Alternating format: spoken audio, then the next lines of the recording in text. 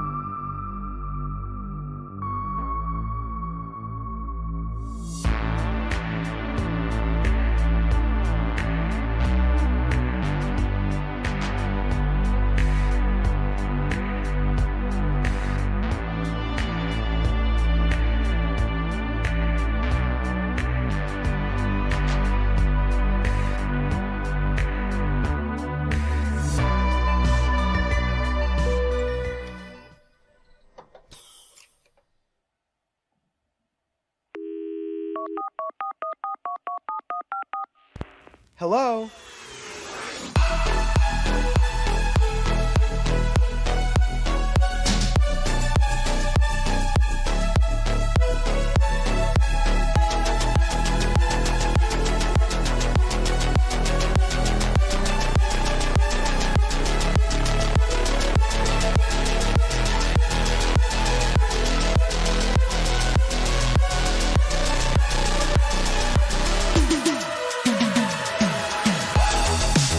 Hi, everybody. Peace, peace, peace, peace, peace. Welcome to the midweek live stream in the Fashion Bunker.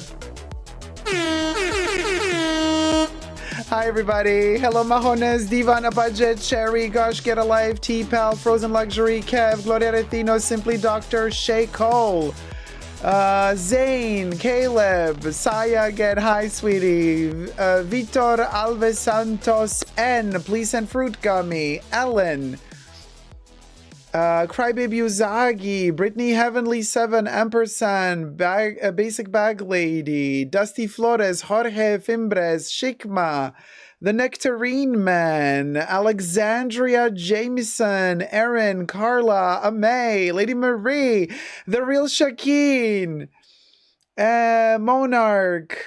Hello. Hi, everybody. Okay. Good. We have a couple of mods in the house. That's important. I see Gloria and Kev are with us. Thank you guys very much for being there. Hey, Andy, how's it going? Pau ASMR, Natalie Gauthier, Melanie Rice. Wow, so many people. Hi, everybody. Erin, thank you. Oh, to Bubbles. I just got my merch. Hubby and I are drinking out of some very fun glasses. Thank you so much. Speaking of merch, the coupon code is still valid, by the way. Let me blend it in. Bubbles, blend in the merch.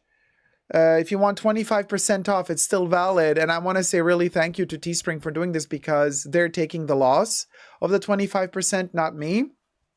So that's awesome. And there is a coupon code. Telma says, red is your color. Thank you. I'm wearing Vivienne Westwood today. YT Shopping 25. That's the coupon code. And you save 25%. And Teespring, which is the merch company that does this, they take the hit, not me. So that is awesome. Feel free to use the coupon code. I'm not, it's not gonna damage my earnings. So, and then there's the brand new merch of the fashion dog in quart. Because IYKYK. So there's that. Also, I would just like to say, love the fact that you got your glasses. I have mine here as well. I would still not recommend putting them in the dishwasher, though. Be very careful. I don't know. Because the print on the glasses, I would not put that in a dishwasher. Just saying. Keeping it real. But I've had this like, what, almost 2 years now? Always wash it with my hand. You know, I don't do a dishwasher and it's all fine. But the first test run that I got when I first started the merch, then they changed the quality. But the first test run, I washed it in a dishwasher. The colors peeled off. So I told everybody, whoa, we got to freeze the merch. And then they redid it. And now it's good. But I still wouldn't do the dishwasher because I'm still kind of, I still have that fear from the first batch of merch that was, but this was like 2 years ago we're talking, right? So they've perfected their quality since then, hopefully even more so. So, hi Amy Van Dyke. Erin says, I have insomnia and watch your response to Purse on Fleek at like 4 a.m. last night. I had to keep it down laughing, an absolute classic. Yes, the Purse on Fleek, the first Purse on Fleek video is an absolute classic. I totally agree with you. It's such a vibe, That whole era, you guys, of, oh, you know, Hermes Did Me Dirty, the crying, the black outfit with the pearls. Oh my God, Mel was, it was incredible. It was, I personally believe that Purse on Fleek video, I mean, not my response, but the original video that she made, you know, with the black, like, it's like she was at a funeral, dressed in black, the hair tied to the back, the pearl choker, the tissue, the cry. Oh my God, it was gold. gold luxury YouTube drama gold, seriously. And for whoever says, oh, oh, this was like so dramatic. Oh, what does she want? The people who got really upset. I'm like, don't get upset. This is amazing. This is entertainment, baby. This is where it's at. It's the best form of entertainment. It's like, I don't know. I'm forever grateful to Mel for having created that video, because I think it's just, especially now, I think for her also the trauma has subsided. She's grown from that and she's moved on from that. And I think that now for her, I think even for her looking back at that video, she can also laugh about it, I mean, it was a serious situation, but now she can also, with distance, with time, she can also look at it and actually be proud of it, because I mean, that video got a ton of views too, and we're still talking about it. So way to go, Mel. Mel from Purse on Fleek, not Mel in Melbourne. Mel in Melbourne, different story, other complications, a whole other, you know what I mean, situation. Gloria says, let's thumb up the live. Yes, guys, thumb up the live stream. Hi, Legendary Legend. And Erin says, Chromatica, it's the worst. You have my sympathies. What happened to Chromatica? Fellow insomniac. Oh, I'm an insomniac as well, you guys. I barely sleep. It's such a mess. I mean, I am a vampire after all, so it's a part of the game. Hey, Zara Justina, how's it going? Hey, Alexandria Jameson. And who else joined? Leslie. Hi, Leslie. Hi, Jacob. I couldn't agree more. I enjoyed it thoroughly. Awesome. I love Mel. She's amazing. 2:30 a.m. here and going strong, says Chromatica. Hey, Luis Potasio. Y'all, we got 45 likes. 200 people watching. We got 45 likes. Like, come on, you guys. What I got to do? Beg for thumbing up the video? Y'all.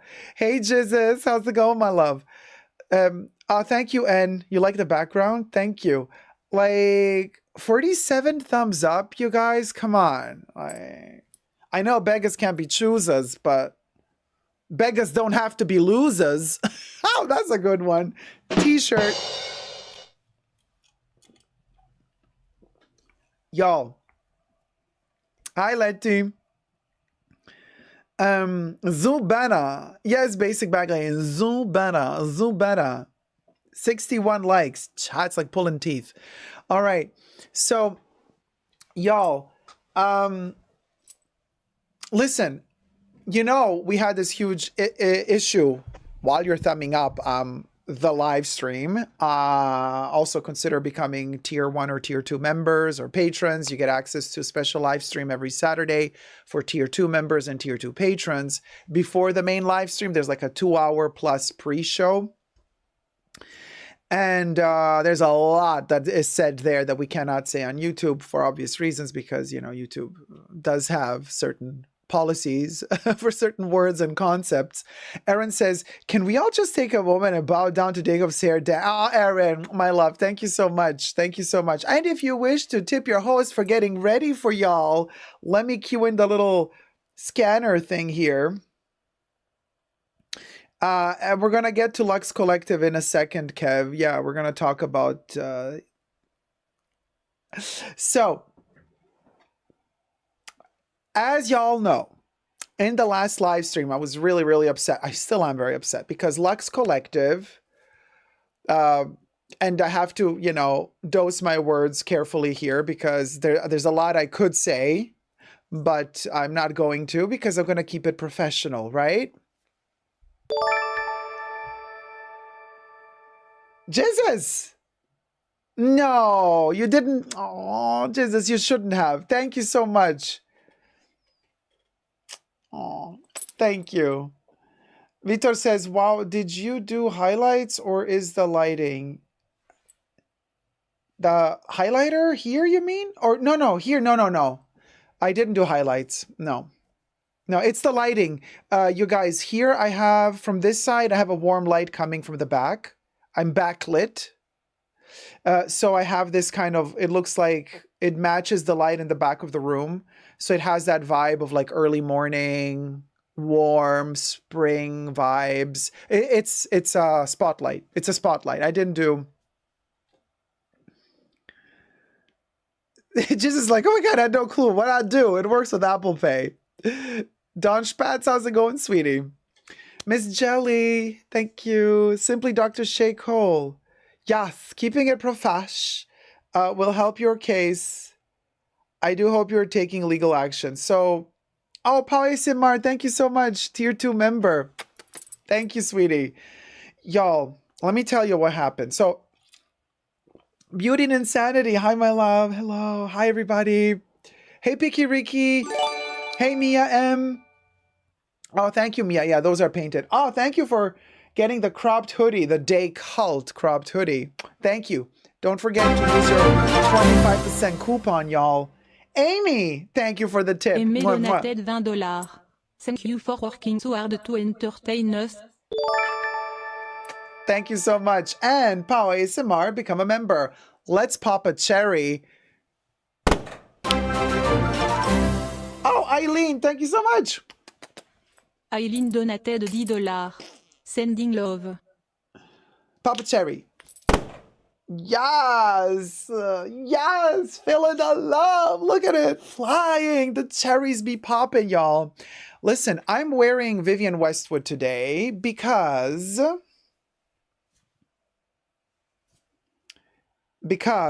in Australia, it's already June. And we're going to be talking about the Louis Vuitton price increase, right?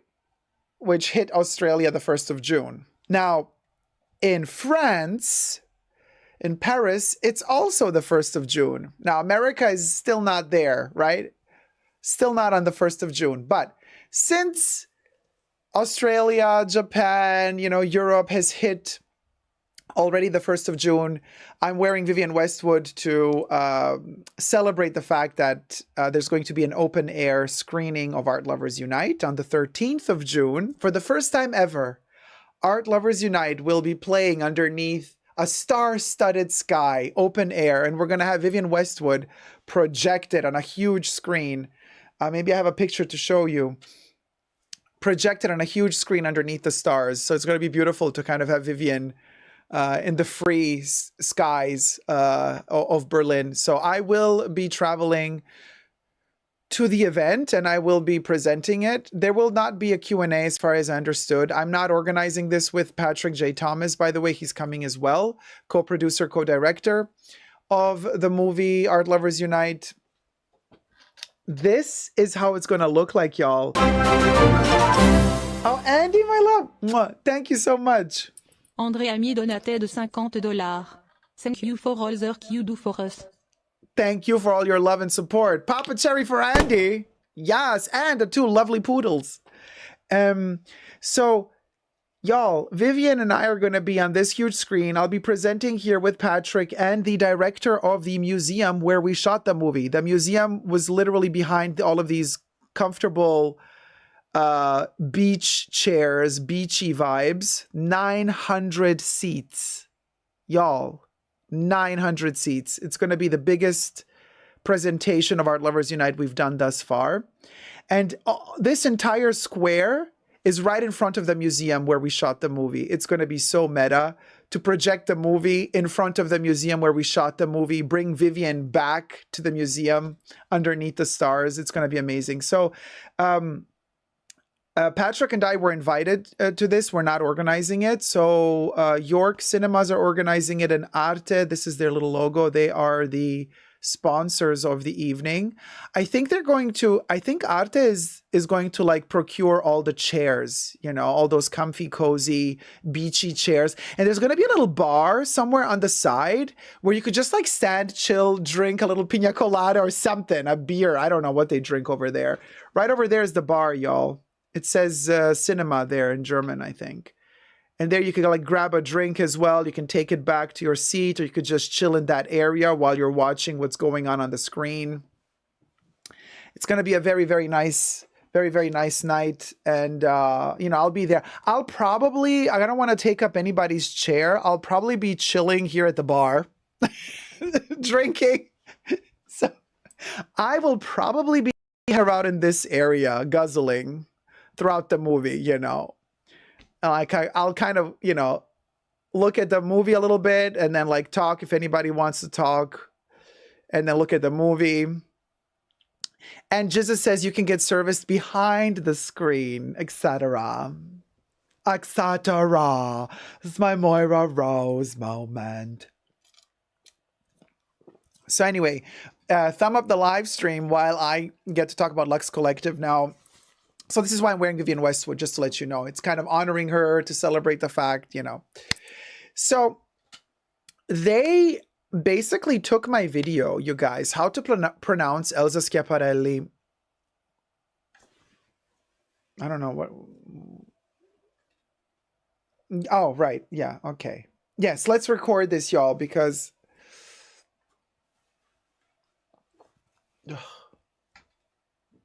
Okay. We have an update on the Lux Collective situation. This channel on YouTube that also has a TikTok account and an Instagram account and a secondhand business as well in Liverpool, has taken, without my permission, without my consent, my video that I shot several years ago about how to pronounce Elsa Schiaparelli, and they've taken my likeness and my video and just, you know, without any permission, without any consent, used it to promote their business. Their business being promoted through social media, basically. So, but I do have an update now, you guys. But first, subscribe to my channel if you haven't already. Push the join button next to the subscription button. Become a member today. Gain access to extra perks. You can also join me on Patreon. Super Dacob all spelled together there as well for extra perks. This video is being filmed live in front of a live virtual audience. I live stream several times a week. Join me in the live chats. I have my co-chatters right now in the live chats on the sidebar. Y'all, it's been hell for me. Okay? Just because I wake up to a notification, you know, one of my followers and then subscribers, and then more and more and more started like sending me notifications like, hey, Dacob, this channel took your video, this YouTube, this Instagram, TikTok, you know, this Lux Collective, whoever they are, just took your video. I'm like, what? What video? What? And then I figured it out. And then I was very polite to them. I wrote them a DM. And I said, take down these videos immediately. You never asked for my permission to use my art, my work. You never asked my permission to use my likeness, my voice, nothing. You asked no permission. So take it all down immediately. 24 hours later, they did not even, and I wrote this on Instagram and on TikTok. I wrote them DMs, messages. On Instagram and on TikTok. They did not respond to either one of the two messages I sent them. Nothing on TikTok, pardon me, nothing on Insta. So, okay, after a day was over, 24 hours were over, then I filed a copyright infringement. Okay? On TikTok, on YouTube, and on Instagram. I also commented underneath their video. Well, my video that they took from me. So I commented underneath the video saying, hey, at Lux Collective, I sent you DM. Check your DMs. You know? Lux Collective was replying in the meanwhile to other comments underneath that video, but not to mine. Never to mine, and never to my followers and subscribers who have also commented under that video to say, hey, credit Super Dacob. Hey, you're stealing from him. I'm just paraphrasing here what they're saying. I'm just quoting what they're saying. You know, take down the video, credit the author. And then suddenly they upload the video after TikTok and Instagram also to YouTube to make matters even worse, because they didn't upload it to YouTube immediately. First they did TikTok and Instagram. But anyway, at this point, it doesn't even matter anymore when they uploaded what. Maybe if we take this to court, it's going to matter. But for now,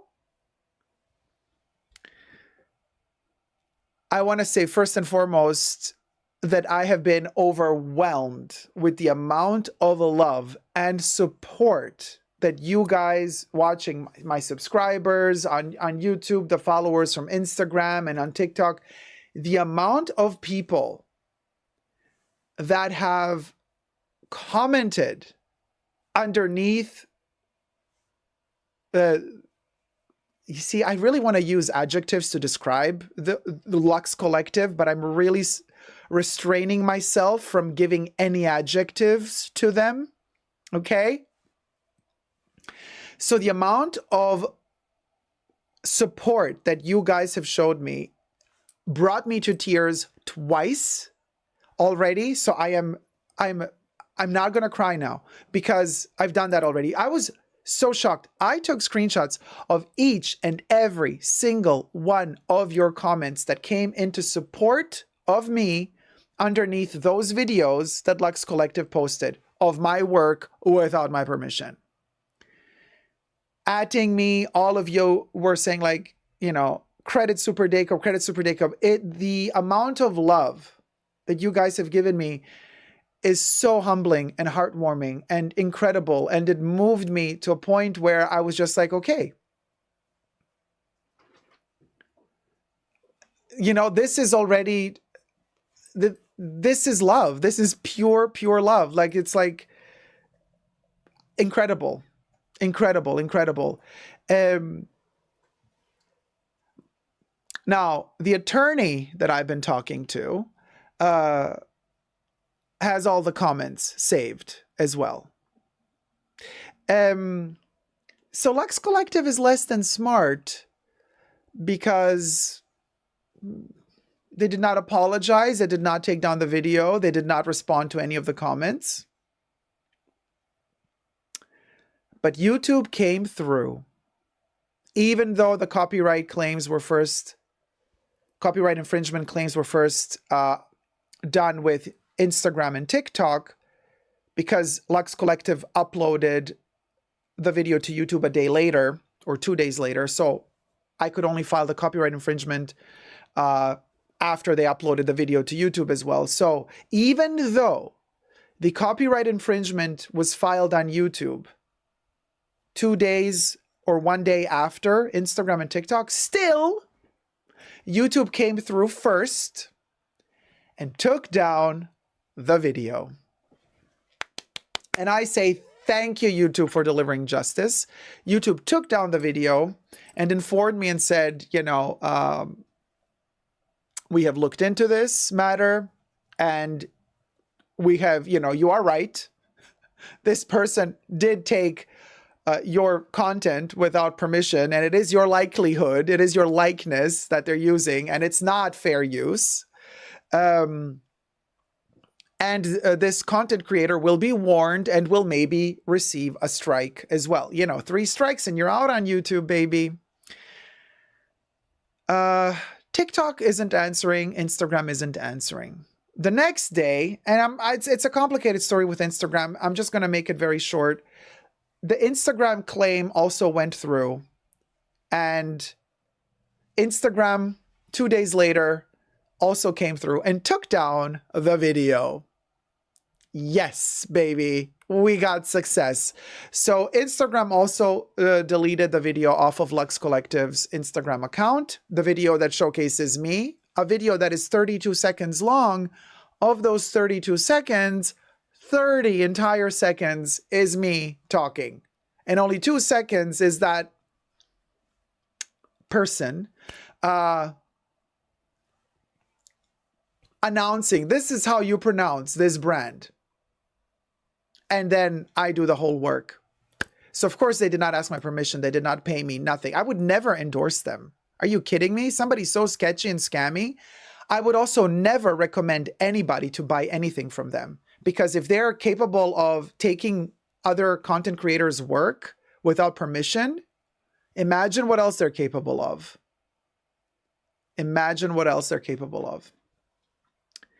I also want to thank everybody who also did this channel is impersonating somebody claim. So for those of you who did that on YouTube and who had sent me messages to say, hey, Deco, look, YouTube sent us a confirmation they took down the videos. Thank you guys so much.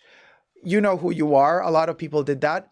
Now, the problem is TikTok, you see, because TikTok is not very responsive. And I do believe this might have to do with, is not responsive to my copyright claim because it's out of app content.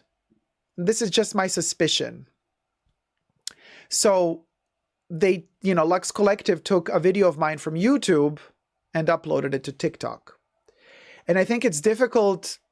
I guess TikTok prioritizes whatever happens in app in terms of things that go against community guidelines. I'm just speculating here. But however, I just found another way today. This is how I did it. And this is how anybody else can do it. But I'm just saying, this is how I did it. So what I did, I went to their video on TikTok, how to pronounce Elsa Schiaparelli, which is my video. So I went to Lux Collective.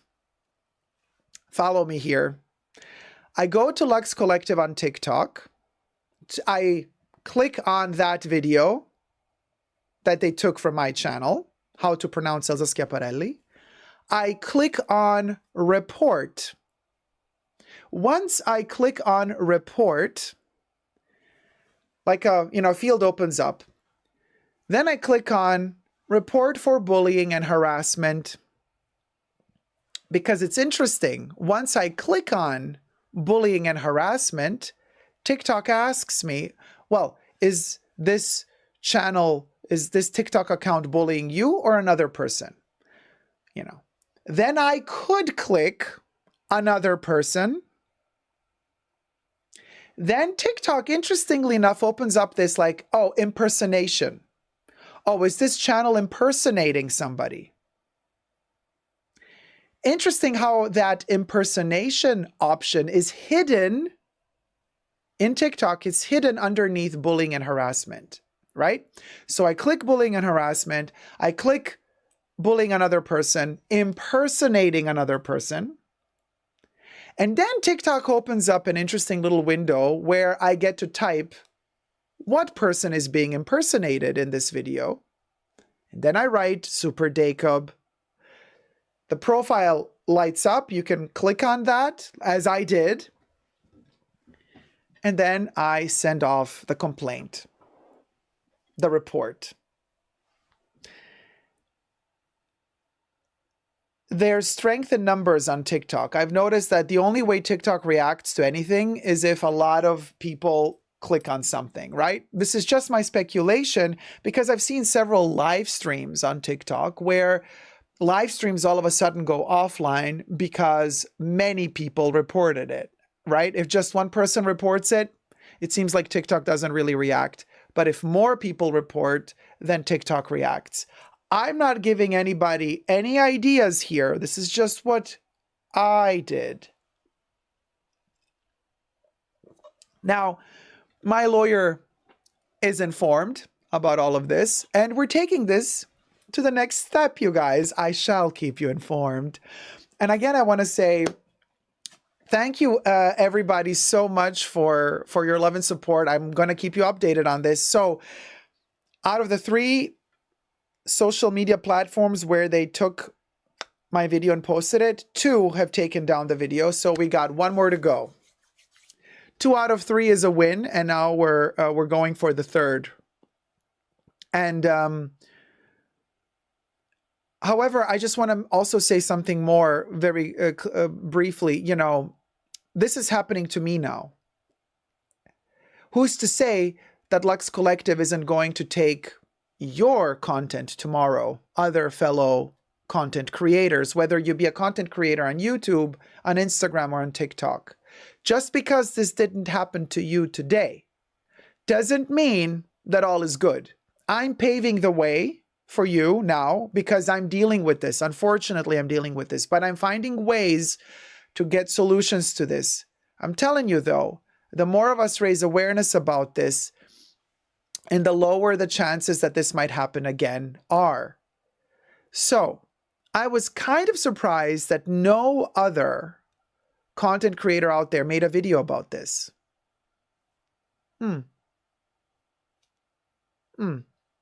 Well, at least I say thank God for my fellow subscribers and followers, because if it wasn't for you, you know, we wouldn't be where we are right now. So you guys definitely stepped up to the occasion, and then some. And then some. So thank you so, so much from the bottom of my heart, you guys. I'll keep you posted. Thumb up this video, subscribe, and never give up on love. Bye. Mwah. Okay, so I guess what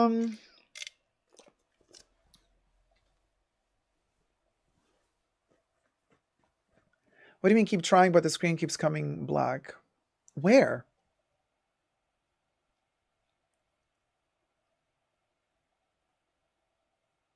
Blue Bannister says it will happen to someone else, I'm sure. Amy says, of course they will steal from anyone, unscrupulous characters. Nay says, they couldn't even film their own 3-second pronunciation. What else would they do?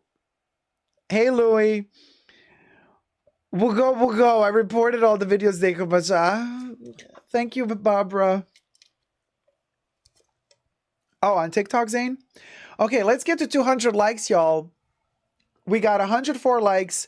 We're going for 300 people watching. We're growing. We're growers, not showers. What do you mean, Jesus? Why can't you? I mean, if you know what I mean. If I could do it, you can do it. Try desktop. Oh no, Jesus doesn't do desktop though. It doesn't give you an option to report? Of course it does. Oh, it doesn't give you an option to report for harassment and bullying? Does to me. Oh, V-Sense. Thank you, my love. You're doing great, sweetie. We are on your side. Thank you. Hey, Donna Mazzotti. Ampersand says, I'm sitting here on my couch with my angriest face, hoping they can see it from a far away, projected up into the sky. I stand with Jacob. Thank you, Ampersand. Caleb says, you can report for harassment and bullying, but beyond that, no other fields come up. No, you click on that, and then it asks you, well, are you being bullied? Or is someone else being bullied and harassed? And then you click on someone I know. You click on someone I know is being bullied and harassed, right? You click on that, and then it's going to open up a field like, well, type in the name who's being impersonated. Literally, TikTok changes the formulation. They start writing all of a sudden impersonation. Who's being impersonated? And you type in who is. And when you type in who is, they're going to light up the profile of that person, and you click on that person. You click on the, you know what I mean? Thanks, Jorge.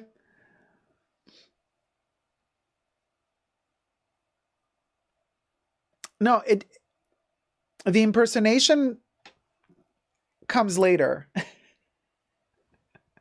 T-Pal says, I reported and I don't even have a TikTok account. There you go. Oh, things disappear with TikTok, Zane? Interesting. But it does tell you, like, okay, bullying and harassment, like, are you being bullied or harassed? Then you say no. It's someone I know is being bullied and harassed. That's what you can click.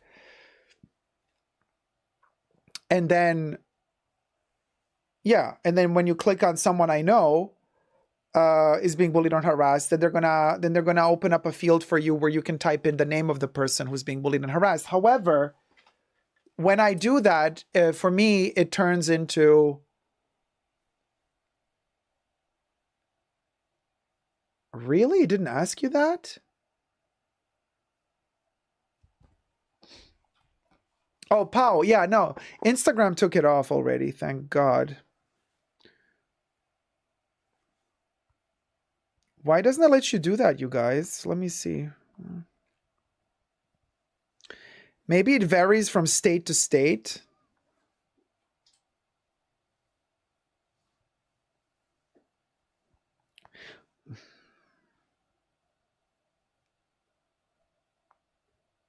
Because, I mean, obviously in the chats, some people managed to do it and some people didn't. Oh, Kev, you did it even without having an account. There you go. Yeah, Dawn says, for the life of me, I just cannot understand why they would think it was okay to post that video. Seems like such a very basic understanding of what is okay and what is not. Yeah. It showed different options for me. Maybe it's because I'm on another country, says Jorge. And why are they ignoring me? Why is Lux Collective ignoring me? Like, you steal from me and then you ignore me because you think if you ignore me, it's going to go away. Like, oh, you know, it's like that scene from Family Guy when Peter and Lois go into the motel and there's a hooker on the bed. And the hooker is like, oh, hi, sweetie.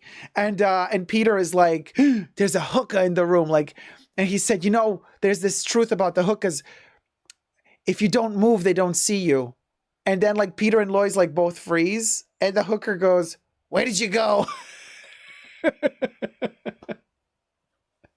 This is so funny because I'm thinking it's like you take something from me and then you freeze and I'm not going to see you.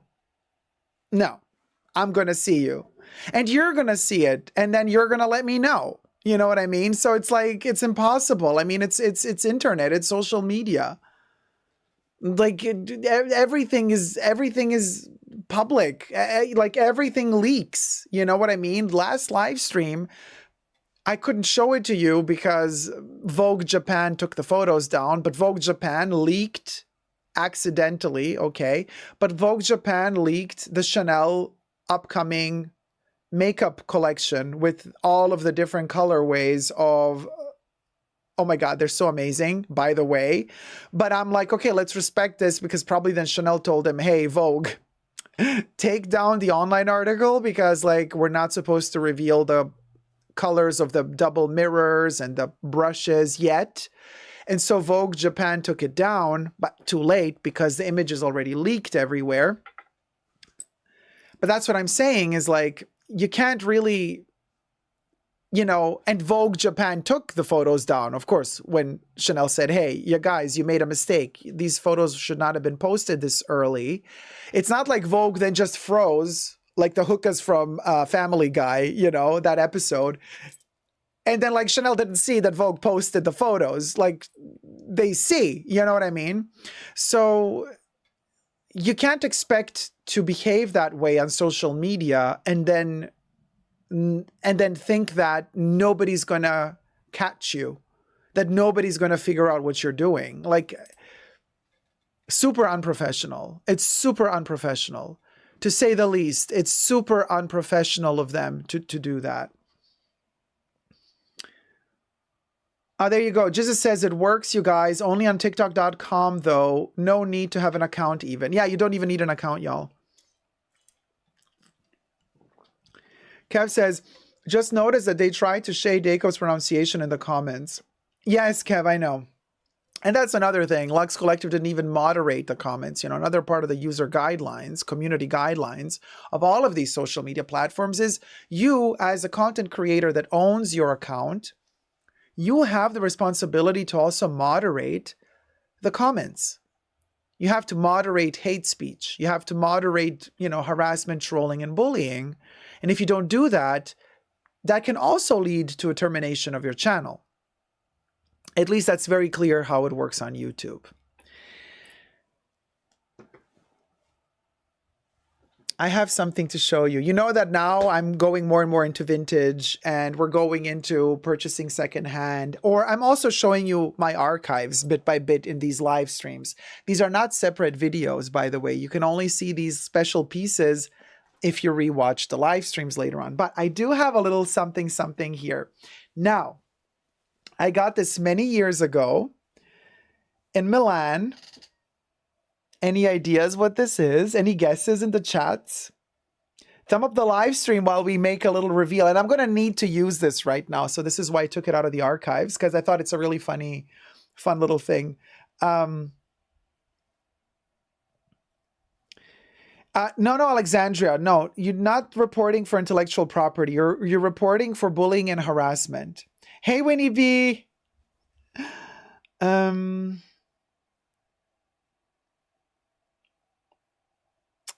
Winnie, by the way, thank you so much. I watched your video where you said like that you tagged me and that you said, oh, by the way, for the, I'm a fan, I'm not, clout, that whole thing. Thank you so much that we cleared the air on that. Thank you so much, Winnie. Anyway, so, girl vertiginous says, comme des garçons. Oh, Louis, thank you. You love the Vivian. Oh my God, this is a sash pirate shirt. I can't even stand up because YouTube would cancel us immediately. It's completely open in the back. And yeah, we can't really lift it, but it has a whole sash and you're supposed to tie it around your back. So my back is bare, honey. I can't turn around right now. And then it has this really long threads that you have to tie around your stomach like a pirate, and then you close the hole in the back. So we'll go. Let's just say this is one of the more experimental Vivian pieces. Yeah, it's very bareback. There you go. All right. Yeah, it's Vivian hospital gown. Exactly.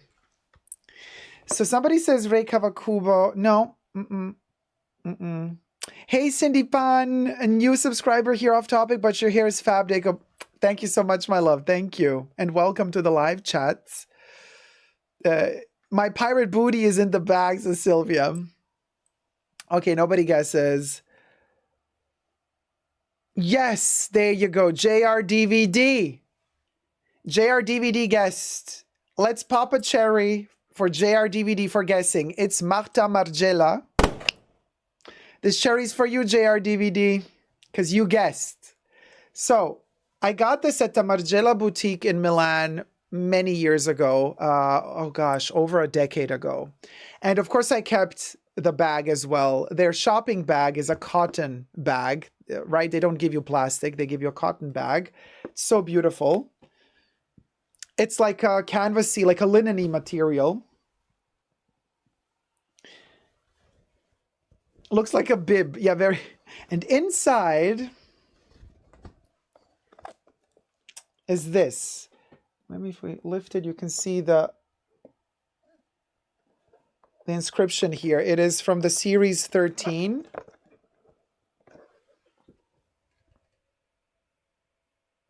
You can see it popping up in the center of the box. You can see the inscriptions, the Margiela numbers.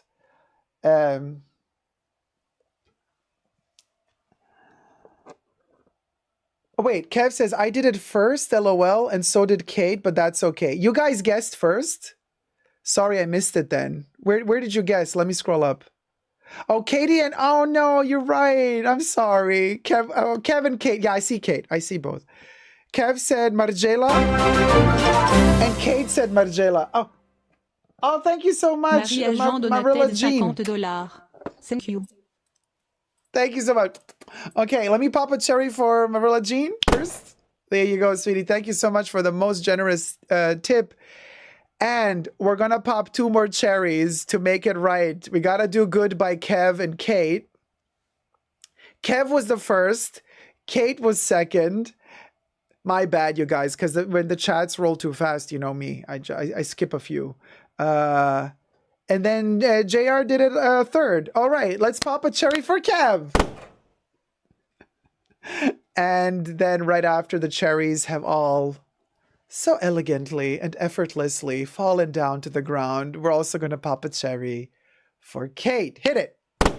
Yes. So 3 people guessed. We'll go. There you go, Bubbles.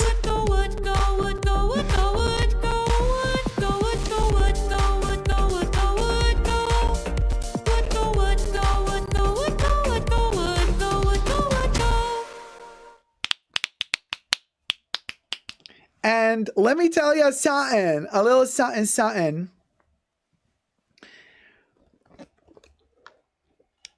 This is the most useless piece ever, but it is such a collectible, and I actually ended up using it quite a bit because it is functional within its useless ability.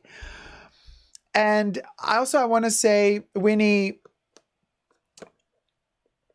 this reminds me of Silo episode, the latest episode, episode 5. There's a moment with this in episode 5. I'd like to share this award with all my fellow nominees, says Kev.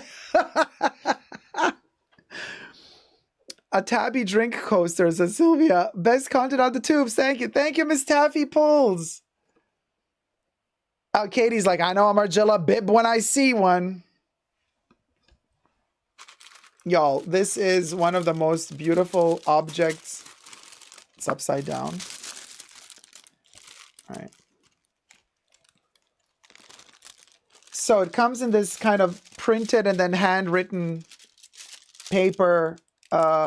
Number 13, edition 13 is objects and editions. So this is collection 13.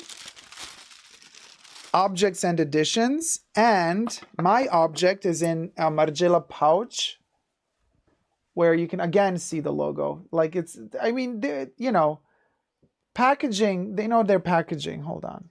Well, it's up here. It's too white, maybe. Oh, there you go. You see it now?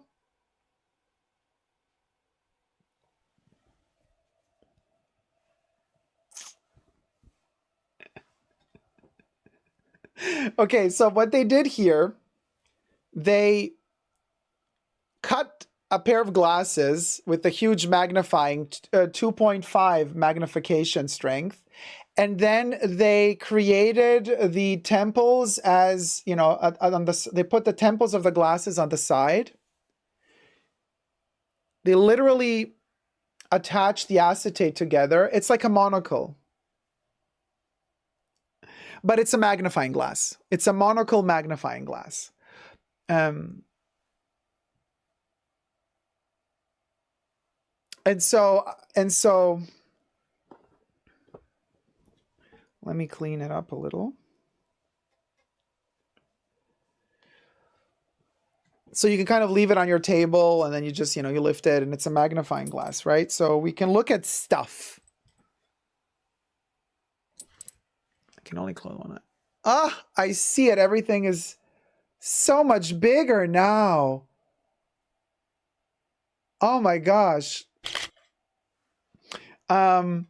So this is a gorgeous little piece. I don't think it's in production anymore. So it's not vintage yet, but it's going towards vintage. Oh,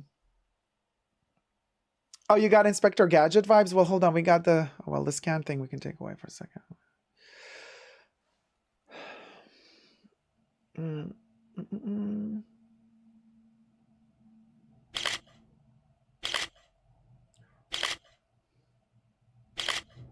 There you go. Further away. How do we need to do it further away? I can't see if I'm covering my eye if I'm too far away.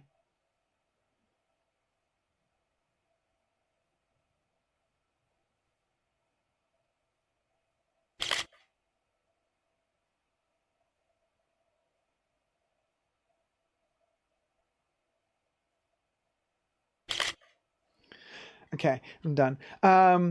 So now I have the song in my head, says Gloria. So yeah, so I just wanted to share this with you. And because we're having this little vintage moment, these are adorable, by the way. And I mean, you know, technically, they're so unpractical. I mean, first of all, you're blind with these. If they're too close, like you can't see anything with them. But to just like wear them like this when out and about, it's such a weird vibe. You know what I mean? Anyway, so there's that from the Fashion Bunker archives. And then, well, this wouldn't be the Fashion Bunker archive if it wasn't for bags as well, right? So we're going to check a little vintage bag. Let's see who's going to guess the brand. Amy says, I love it. You can use it to scrutinize those subpar bags that are being sold by Chanel. Yes. And also, you know, for channels such as Luxe Collective and Co. that I've looked into what they do, the content that they post. You guys, I mean, you know, wow. Wow. Just, I have no words how subpar the quality is, and the misinformation allegedly divulged about the brands that they're talking about. I mean, it's wow. Now, okay, Jesus is like, oh, is it Philip Plain? No, we're not going to do Philip Plain. Not Prada this week. Now, okay, whose cherry are we going to pop? Oh, very daddy money bags. The new investigation meme. T-Pal. Okay, we're going to pop a cherry if you guess the brand. No, Dolce. No, it's not Dolce Gabbana. It's not Vivienne. Not Prada. It's not Dior. Not Dolce Gabbana. It's from the 90s. It's from the early 90s. It's from the early 90s. Louis Vuitton. No. Kick. Okay, so you want Coach? No. Louis Vuitton? No. Mugler? No. Chanel? No. Versace? No. Gianfranco Ferré? No. I'll give you a hint. Armani? No. Gucci? No. DKNY? No. Yves Saint Laurent? No. Double Margiela says JRDVD? No. Celine, Escada, Gautier? No. Gosh, nobody guessed. Okay. Jean-Paul Gaultier, Valentino, Miu Miu, Cynthia Rowley, Dooney. No. Okay, I'm going to give you a hint and you're going to guess immediately. Longchamp, Prada, Moschino, Gucci, Celine, Michael Kors, Burberry, Moschino, Benetton. No. None of them. I'll give you a hint. It's Oscar de la Renta. No. Benetton, Ferragamo, Balmain, Lanvin, Comme des Garçons. No. Pierre Cardin, Castelbajac. No. Castelbajac, we're getting close. It's warm. David Anderson, it's warm. You're warm. It's not Castelbajac. It's not Givenchy, Mulberry, Bottega, Versace, Issey Miyake, Gap, Paco Rabanne, Dior, Hermes. No, none of them. Marc Jacobs, Paco Pucci. No. Okay. Galliano, Kmart. Cha. Okay, here's the one tip you need. Yes. Okay, you don't need the tip. Mo S. Mo, you won. Papa Cherry for Mo S. It's Lacroix. Way to go, Mo. Mo S guessed. It's Christian Lacroix. And I think nobody else guessed before you, Mo. So we don't have to pop more cherries. Yeah, Mo was the first to guess. And I was going to give the tip. I was going to tell you, like, Edina Monsoon's favorite brand in the 90s. And you would have said immediately, it's Lacroix, sweetie darling. Sweetie darling. Okay, I'm going to share with you, because we're going to be talking about the Louis Vuitton price increase. And amongst the price increases that are happening with Louis Vuitton, there's also some of the bags that I love. Like, for example, the Noe bag. Now, you know that I purchased several months ago the BB, Noe BB, which I think also went up in price in this latest price increase. But I don't have the regular standard size Noe, like the big bucket bag. But I do have a 90s version, let's say the Christian Lacroix iteration of a Noe bag. Here it is, you guys. Always keep everything protected. This, my dears, is the Christian Lacroix bucket bag in... Oh, sorry, this is the right side. In box calf. Yeah, you best believe we got box calf going on here with the pull string. And it's over 30 years old. Okay. Is it? Yeah, I think it is. Is it though? I'm really bad in math. Maybe it's not quite 30 years old, but you know, early 90s, could have been late 80s even, this bag. So it has this gorgeous chocolate brown color, and it has this leather pull string, and then it opens up like an accordion, right? Look at that. It opens up like this, and then it closes like that as well. And it has this emblem here, also in leather.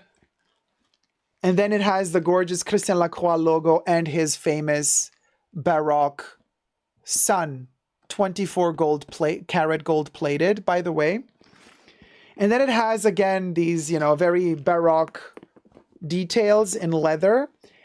The leather like butter? No, Gloria, it's a little bit stiffer. This is box calf. Okay, box calf has certain rigidity to it. You know, it's a little bit more structured leather. It's not like a soft nappa. It's more structured. But look at the construction of this bag, you guys. It might appear simple at first, but it's not at all, because what we have here, and I haven't turned the bag down yet, but what we have here is this structure. The panel goes tighter, then opens up, and when it comes here, it's rounded off, you guys. It's rounded off. It's not just a straight cut, but it doesn't end there. Not only is it rounded off, and then on the sides you have this type of tilt, the bottom of the bag is not a flat surface, not at all. The bottom of the bag has this entire little step. You see this? So the bottom of the bag is not a square. Look at the beautiful grain of the leather. You can see through, because the lights are very strong here, right? This is when they used full grain leather, you know, when full grain leather was actually full grain leather. So the lights are very strong, so you can see through the color, through the black paint. Look at the texture. Look at the grain of the leather that you see coming through the color. It's so sturdy and thick and beautiful. You can see the veining. Yes, you can see the veining. And then there's this little kind of step that they created, but they've curved it. Look at that curve. It's not just a straight cut. So this entire bag kind of curves within itself so that when it stands on a surface, it doesn't look heavy. It's not like all just standing on its full weight, but it has that inner curvature, which makes the bag look lighter when it's standing down. And an interesting thing about the strap, also in box calf, it's one single strap that goes strangely not from the sides of the bag, but from the front of the bag, as we've seen right here. And then this is the back. And then look how they cleverly placed this little patch of leather, not down here, but they placed it over this string. So there's a kind of, it's like a little tunnel, right? So this leather string can go through here. They didn't do it in the front, obviously, because you need this pull string here in the front. But so when you open the bag, you pull it open like this. And I stuffed it with one of my 90s hoodies.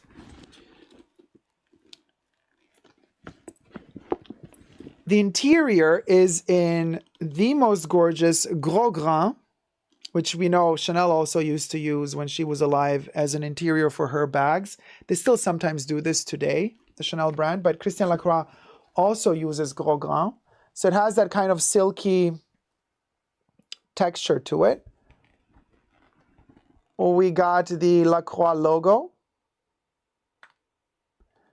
What it says here, this is the CL that he used. That was his logo for Christian Lacroix. And then it's spelled out underneath it in gold, Christian Lacroix. And then it says Paris.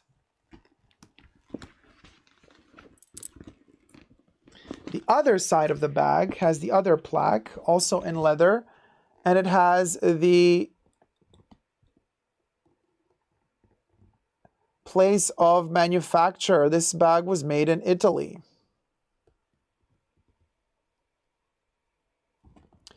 And then we have the back of the bag, a zipper pull compartment. So it's not just one hole There's also a zipper pull compartment.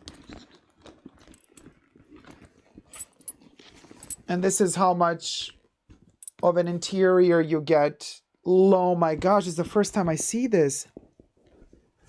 Wow. Okay, the interior pocket is lined in moire, which is my favorite fabric. You see that water effect? I love moire. Moire is coincidentally in green, the fabric they photographed for the Poison box packaging in the 80s, Christian Dior's Poison perfume. So the interior pocket is in moire. This is the first time I saw that. Isn't that awesome?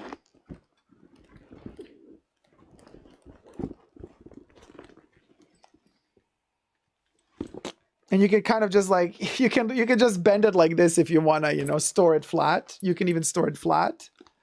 Or, you know, I kind of keep it stuffed to keep its shape. But this bag is like 30 years old. It's fine that it's all a little bit wonky. And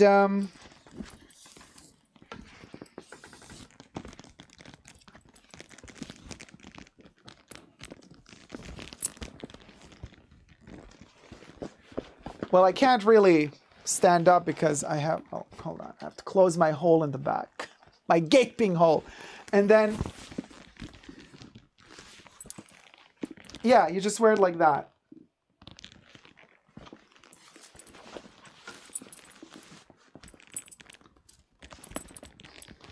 Or in the front.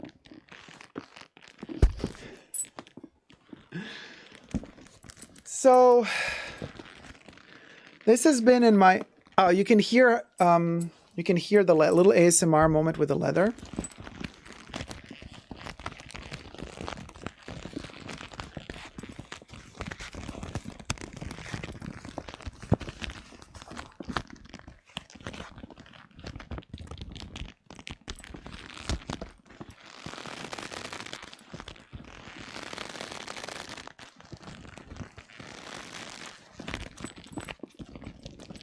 Such a beautiful sound it makes.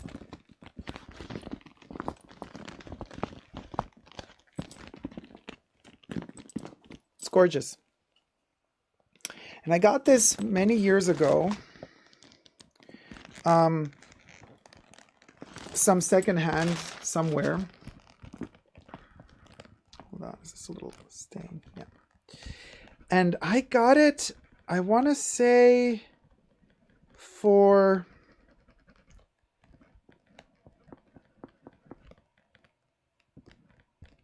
$40, $50, could you believe? So I'm always kind of reminding myself whenever there's a situation like, for example, you know, the FOPI, fear of pricing. I'm just like, I have a little cloth here. I'm just polishing the bag. When you have the situation of, you know, the price increases, and we're going to talk about the Louis Vuitton price increase.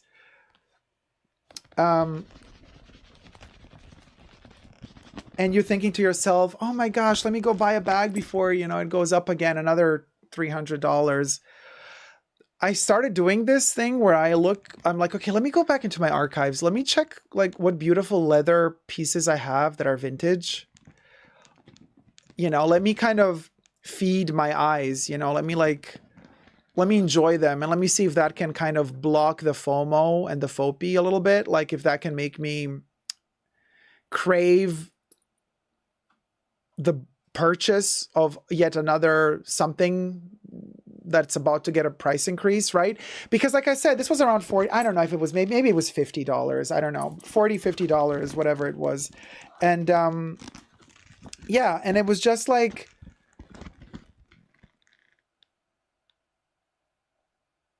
you think about that and then you think, okay, well, all right, this was like $50, let's say. And then if I get, I don't know, a Louis Noe now, what is it, like $2,200 or something? And I'm just like, makes no sense, really. it just makes no sense, you know? So it does help. I'm not saying that it's like completely gonna fix your problems and it's gonna completely make you go like, oh yeah, I'm never going to need to buy new luxury again. No, that's not the case. You're probably, the bug is still going to bite you. You know what I mean? But I don't know. It helps me. It helps me quite a bit. Teepa says it's a collectible. Take good care of it. I remember purchasing a pochette for 350 Australian dollars in 2003. Yeah, Lacroix was folded by the company that bought in the late 2010s, but the design, textiles, etc. Damiano Morini says, just woke up to the Louis Vuitton price increase here in Australia. Keepalls are up 10% now. Over $4,000 Australian for the 55. Wow. Mel says, yes, indeed. Shopping your stash every once in a while is a very good idea to calm the FOMO or FOPI. That's how it works for me, at least, you know. Anyway, I gotta retouch the leather a little bit because it needs a little bit of grease. I have some grease. So you have fat behind your neck. I have a lot of makeup on, so I'm not going to use this. But if you don't have makeup on, you usually also have grease here and here. And usually you have more sebaceous glands in the back. You can take that from the back and then you can use that also on your bag. Coincidentally, I've learned this, that apparently, so do we have any, well, I don't know the right terminology now, but Native American folk in the house? I think we do. I've learned something from a friend of mine who once told me that, there you go, T-Pals in the house, that many, many centuries ago, there's this tradition, like if you have like dry lips, correct me if I'm wrong, T-Pal, this is apparently Native American tradition. You take the sebum that's here, you take that off and you put it on your lips to combat dry lips. And I'm telling you here and now, it works. It works. It works. It's just amazing. It's like your body creates everything you need to help yourself.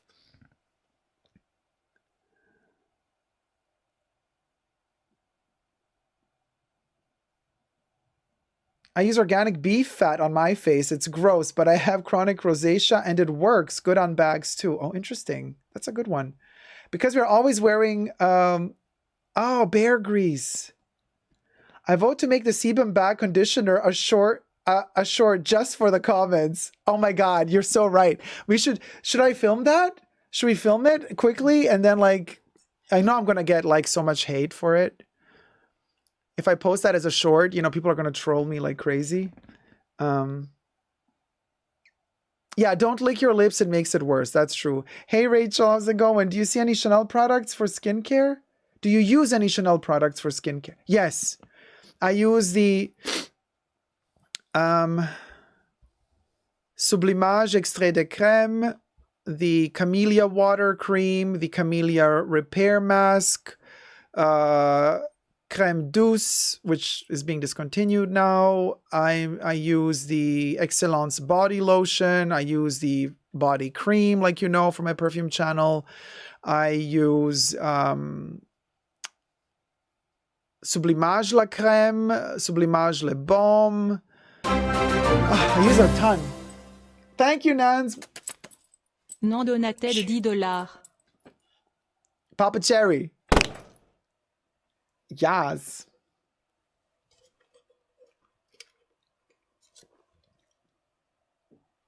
Remember, people would use nose oil to take the foam from a beer? Because the nose pokes into the beer? Is that what you're saying? I'm thinking like, or do people literally take the oil off the nose to lift up? What do you mean? Like they just like kind of pluck the nose into the beer and then it stays on the nose? Or what are we talking about? Some of the things used are being discontinued. So I'm kind of looking around for new stuff like the UV Essentiel. Oh, I don't like the UV Essentiel. Too greasy for me. Yeah. Hey, Cosmic Acid Trip. Hi, guys. Hi, Dacom. I'm at the gym training. And by the way, yesterday I found a pre-loved store and you purchased a Neverfull. And that little Louis Vuitton bag you showed us. I did not purchase an Everfull. Oh, you purchased. Okay. So you found a pre-loved store and you purchased a Neverfull and that little bag you showed us. Little bag. Oh. This little bag? Are you talking about the pochette accessoires? I think you mean this one. Congratulations. Exploding kittens as Neverfull is ugly. To each their own. Yes, it's Cosmic Acid Trip. Rachel. Also, I like from the #1 series from Chanel. The only skincare product I use from #1 is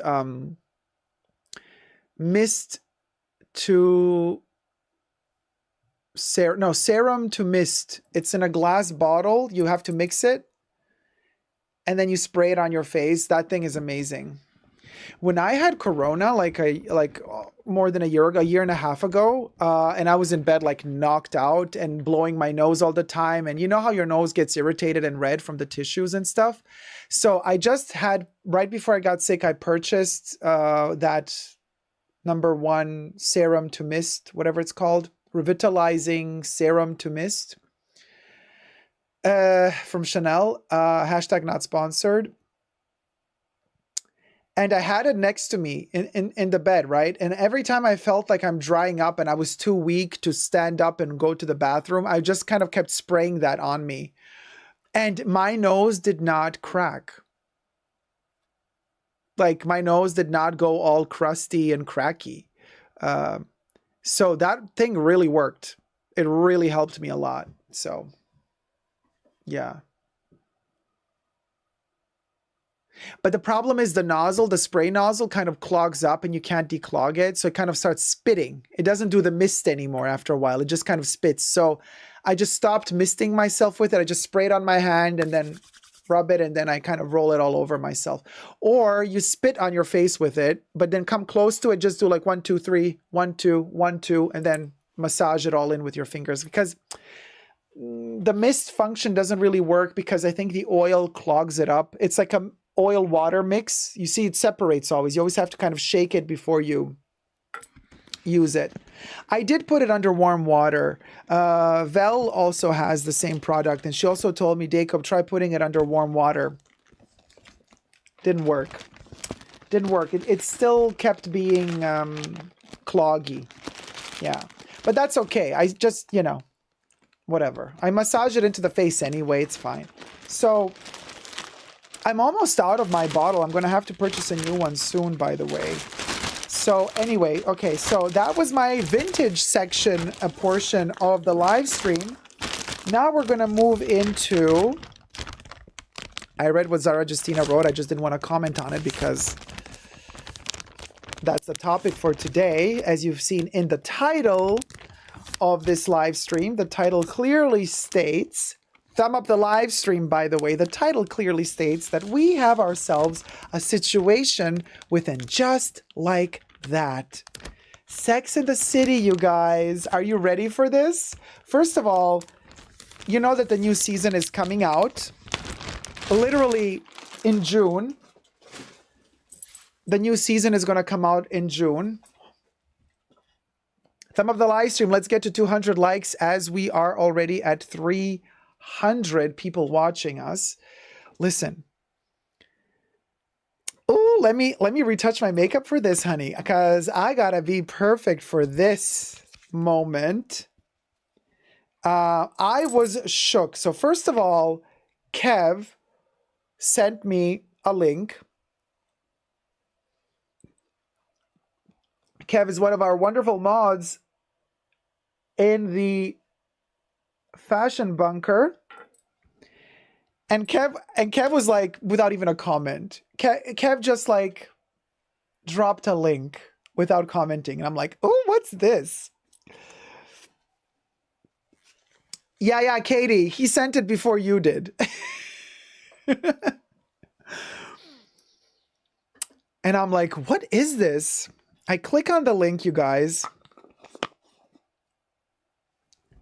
And I kind of unalived. I became unalive for a second because Variety.com, so it's official, y'all. It's freaking official. So maybe let's film this for Totally Jacob. So I start posting there again. Kev says clearly I didn't get any work done today. Saw this news just a couple hours ago and I'm so excited. Me too, Caleb. All right, let's film this maybe for Totally Jacob. Let's thumb up the live stream. We got 173 likes. Let's get to 200 likes. We only need, oh God, I'm really bad at this. 27? Yeah, 27 more likes to get to 200. Well, you guys, it's that time of the year, or that time of every several years when, and just like that, aka our good old Sex and the City, is about to come back to our homes through the TV screen. HBO is going to be presenting in Just Like That season 2, and we knew it was coming, right? We knew that they were going to shoot it, and we all saw leaked images and footage.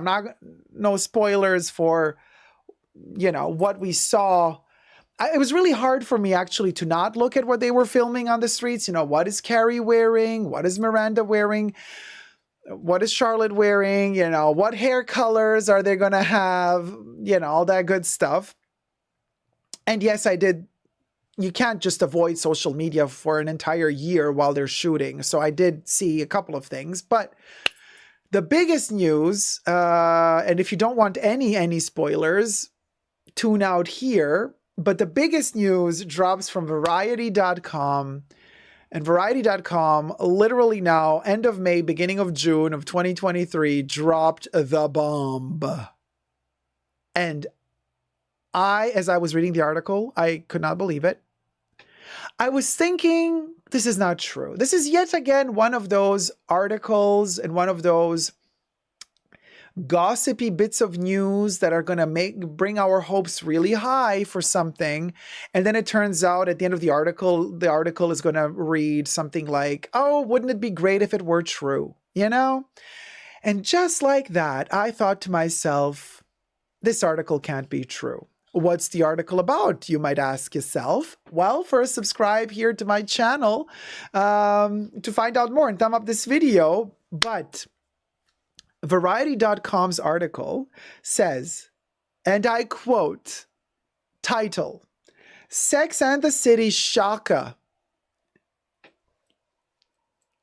Kim Cattrall to return as Samantha Jones with And Just Like That cameo. Done. I'm done. We're done. We're done. We're done. You know what I mean? I'm like, I read the title and I'm like, okay, this has to be fake news, right?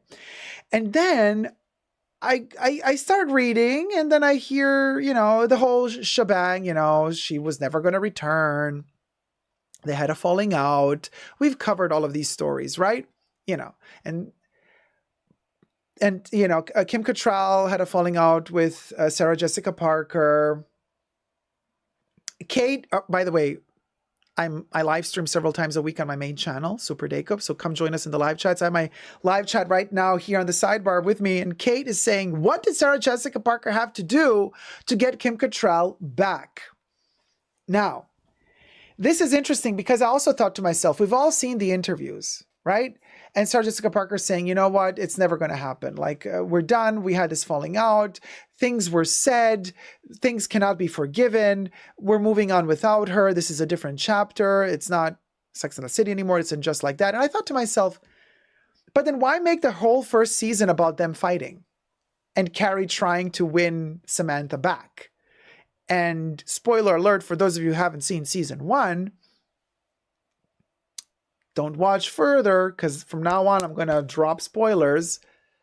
You know, Carrie keeps writing text messages with Samantha throughout the whole season, right? And last episode of the season, she's throwing Big's ashes in Paris into the Seine, and she receives a message from, well, she writes a message to to Samantha. Samantha answers back, and Samantha is in London. She lives now in London, right? And she's like, oh yeah, I'll just like fly over from Paris to London, or Samantha's going to fly from London to Paris. Doesn't matter. They're going to meet somewhere in Europe. Or maybe in England, because England isn't Europe anymore, because, they wanted to leave Europe. Oh, those Brits. Anyway, so that's how the season ends, and everybody's like so hopeful. Maybe they will reconcile, they're going to reconcile again. But then no. As the season was over, it was very clear. Patrick J. King, the producer, showrunner of And Just Like That, was like, no, she ain't coming back. She ain't coming back.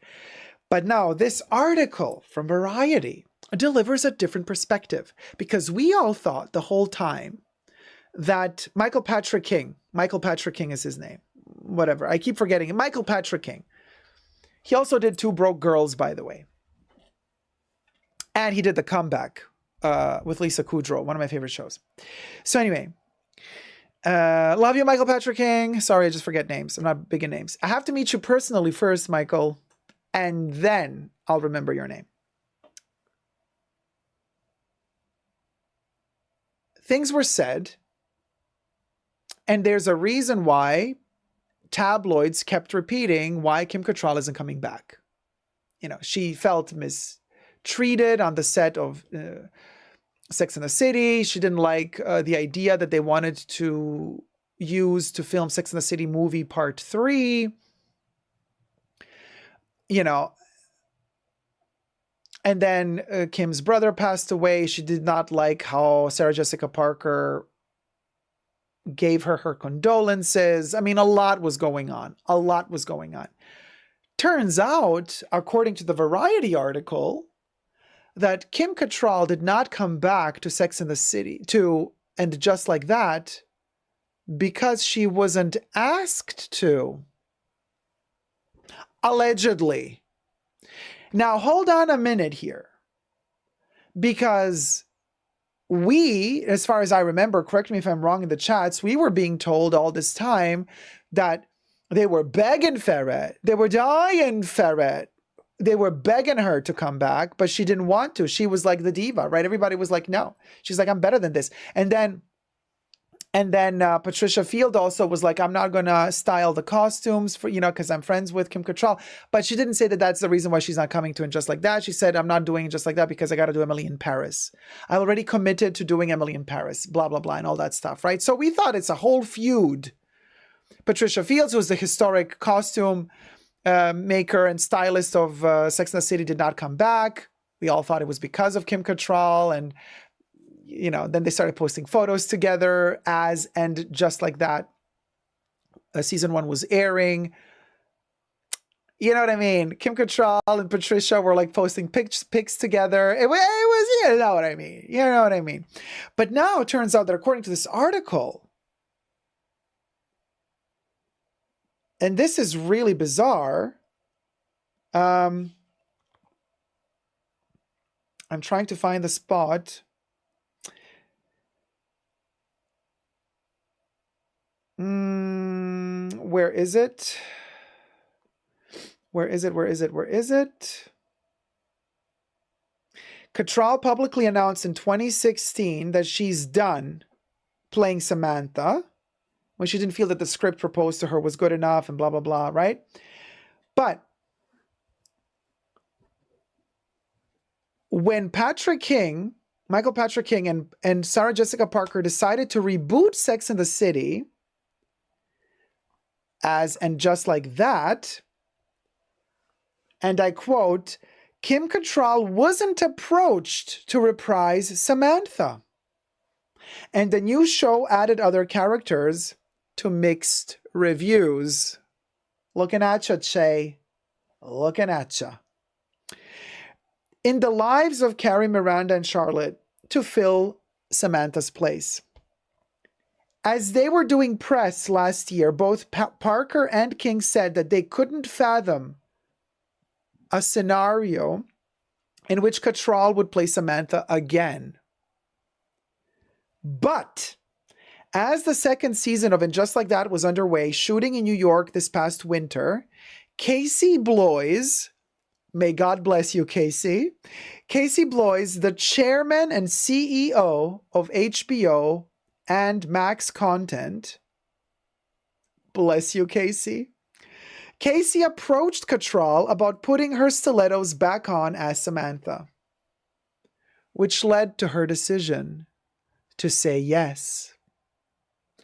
Could this be that this entire time they just never asked her to come back for And Just Like That?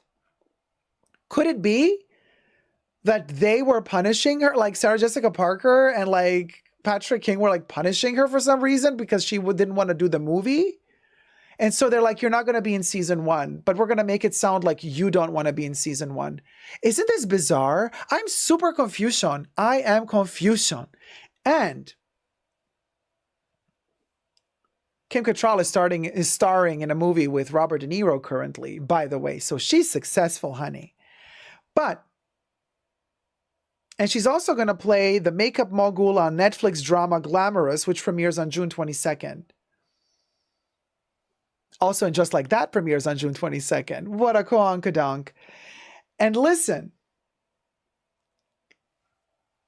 she was a bit of a diva, though, which I found was very fascinating. Apparently, Kim Cattrall did not want to shoot with with Sarah Jessica Parker, and also not with Michael Patrick King. So apparently she shot her cameo, which is going to air in the last episode of season 2. So we're just going to see her a little bit, but we're going to see her. So apparently just a couple of weeks ago, or a couple of days ago, or I don't know when, but she shot her cameo, isolated, directed by somebody else. She didn't want to have Sarah Jessica Parker in the room. She didn't want to have Michael Patrick. She's like, you know what? We'll go.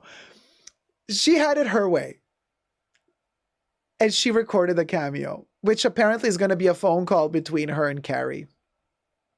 But we're going to see her on camera. It's not just going to be her voice. Apparently, it's going to be also her looks and the hair and the clothes and the whole shebang.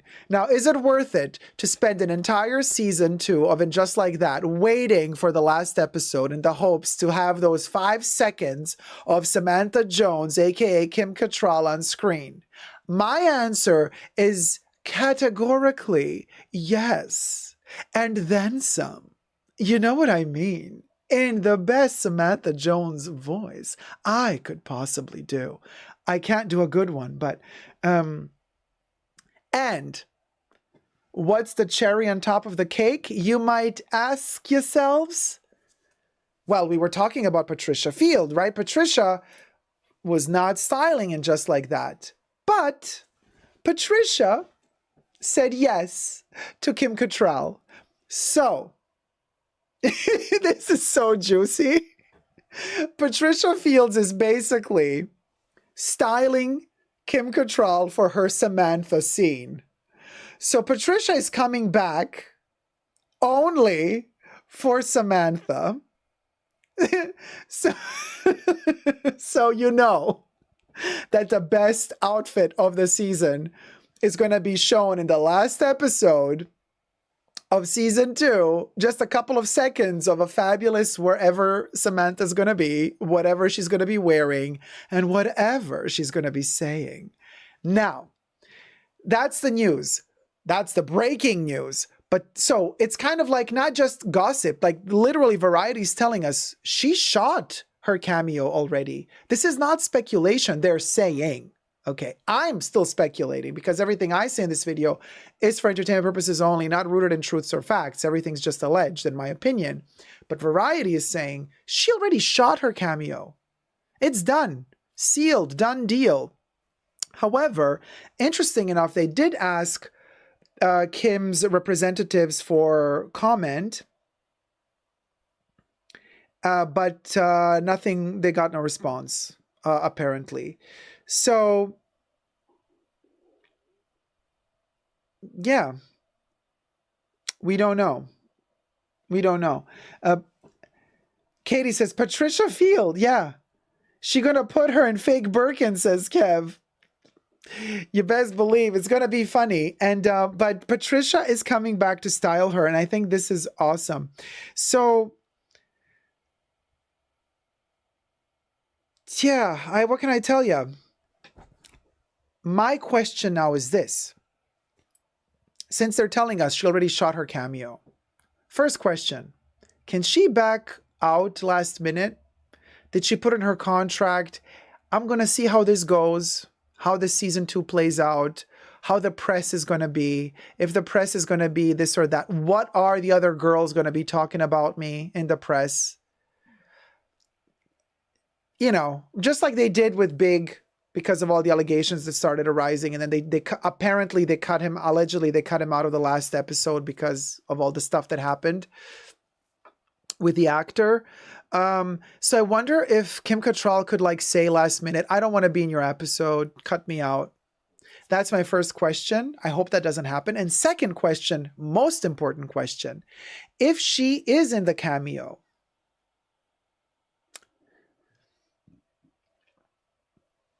is that welcoming her back in? Is she going to be a regular in season 3? Is she back for season 3? Or, and this is what I'm really scared of, that cameo is going to be her official goodbye. Like, what's so important?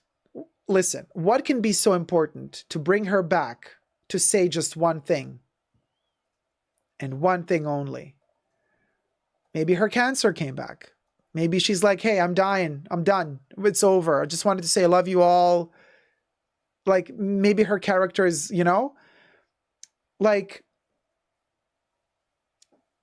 are they going to unalive her on a Peloton? Is she going to get a heart attack on a Peloton? Like Mr. Big? What's it going to be? I'm hoping that her cameo at the end of season 2 is going to be like to open the doors for potential return. But it's so bizarre. Like it felt like it's impossible for her to come back. And now she is back, but she doesn't want to, she's not interacting or acting with Sarah Jessica Parker, with Michael Patrick King. So she's literally on her own in some room being filmed. How is that going to work for a return to a season 3? What do you guys think in the chats? Vicky says Samantha will show up on the last episode of season 2 to have her entirely in season 3. I hope, says Vicky. Anderson says, I'm afraid of being optimistic with her return. Me too, Anderson. I'm scared of it. I'm really scared of it. Crybaby Uzagi's crying. Like, they're not going to unalive her, are they? Gloria says, major thawing will need to take place to welcome her back. None of those ladies are budging. April Spritz says, we've been played. Samantha was always going to be part of the show. Oh, you think we're the ones who... That's a possibility. That's a possibility. Kev says, watch the horse lady cut the scene in post-production. Oh, the shade, Kev, the shade. This is juicy, says Paul. After all that's been said, how could she return for real, says Nancy. I mean, I don't know, but I can tell you this. Think about it. Aren't the 3 ladies, Charlotte, Miranda, Carrie, I mean, the actresses, Cynthia Nixon, you know, all of them, aren't they going to be jelly, a little jelly or envious when the last when the last episode airs, and you best believe all we're going to be talking about is Samantha. And I think Kim Cattrall knows that she's going to steal the show. Because, you know, how many episodes was the first season? 10 episodes. The second season is also going to have like 8 or 10 episodes. So we waited 20 episodes, give or take, an episode or 2, to have one scene with her. She's been building up the tension for us. So you best believe that in that last episode, when Samantha shows up, that's all we're going to remember. That's all we're going to be talking about. So I wonder how the other ladies are going to accept this. Is it going to, you know, burn? Is it going to burn? You know, is it going to burn them? You know, they should talk about Jasper the Doll. I would. Jasper the Doll would be amazing. Jasper the Doll as a guest cameo in And Just Like That. The TikTok sensation, Jasper the Doll.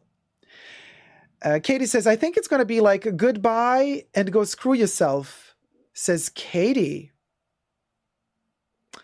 And then Bubbles says, goodbye, Katie. Pao says, yes. Gloria says, she was smart to speak with someone from HBO and not the show. She will be laughing all the way to the bank. Oh, Gloria. Could you imagine if Kim Cattrall for that one episode earns the amount that the girls have been earning for like 3 or 4 episodes? I would not pass it by her to have a really big check for that cameo. Good for her. Good for her. I'm all on Kim Cattrall's side on this one. And they should, I still believe, Ellie B, no. They didn't say anything about filming with the other ladies. They said she did not film with the other ladies. She shot her cameo alone, without the other ladies, and without Michael Patrick King. Okay. She was in another place, in another time. But I still think they should just make peace. It's ridiculous. You know what? We're not getting any younger.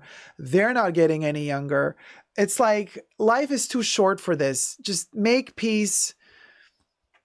Love each other again. Enjoy these, you know, hopefully many years you have left to live. But just like, it's an amazing opportunity for everybody.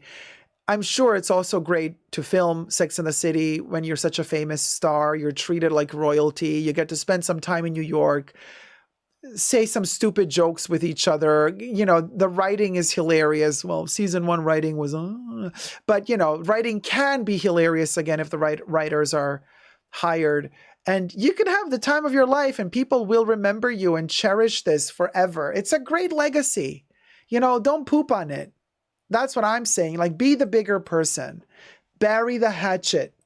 All of y'all's. Bury the hatchet, grow the F up, and deliver some fun times.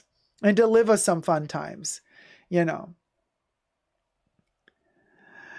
Frozen Luxury says, in my Samantha voice, ladies, it's a big, fat, huge, wide check.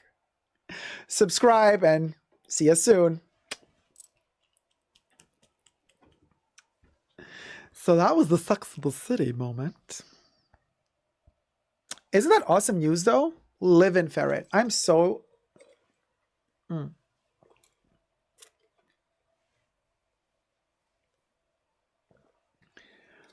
Kim is a great mute. Kim Cattrall, yeah. It's great news. This is awesome news. Awesome, awesome news. Methinks we are going to need a topic section for Sex and the City in the Discord, Bunka. Oh, yes, T-Pal.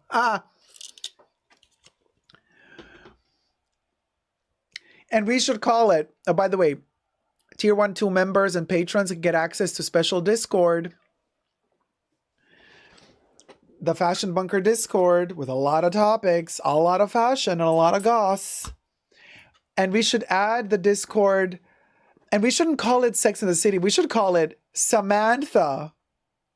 You know what I mean? Takes over Sex and the City. Because you know what I mean? It has to be all about her, obviously. It has to be all about her. Let's sum up the live stream, y'all. And let's get to 200. We're still not at 200 likes. No, we're still not at 200 likes, you guys. We're at 189 likes. Like 300 people watching, 189 likes. We need 11. Oh, no, we need 7. We need 7 because we're at 193. We can totally... No, somebody took away a like. We're at 192. Somebody literally took away a like. I can't believe this. Okay, but we got new likes. We got 198. 2 more to go on my end. 204. Perfect. Let's get to 250. Thank you guys so much. Let me talk to you.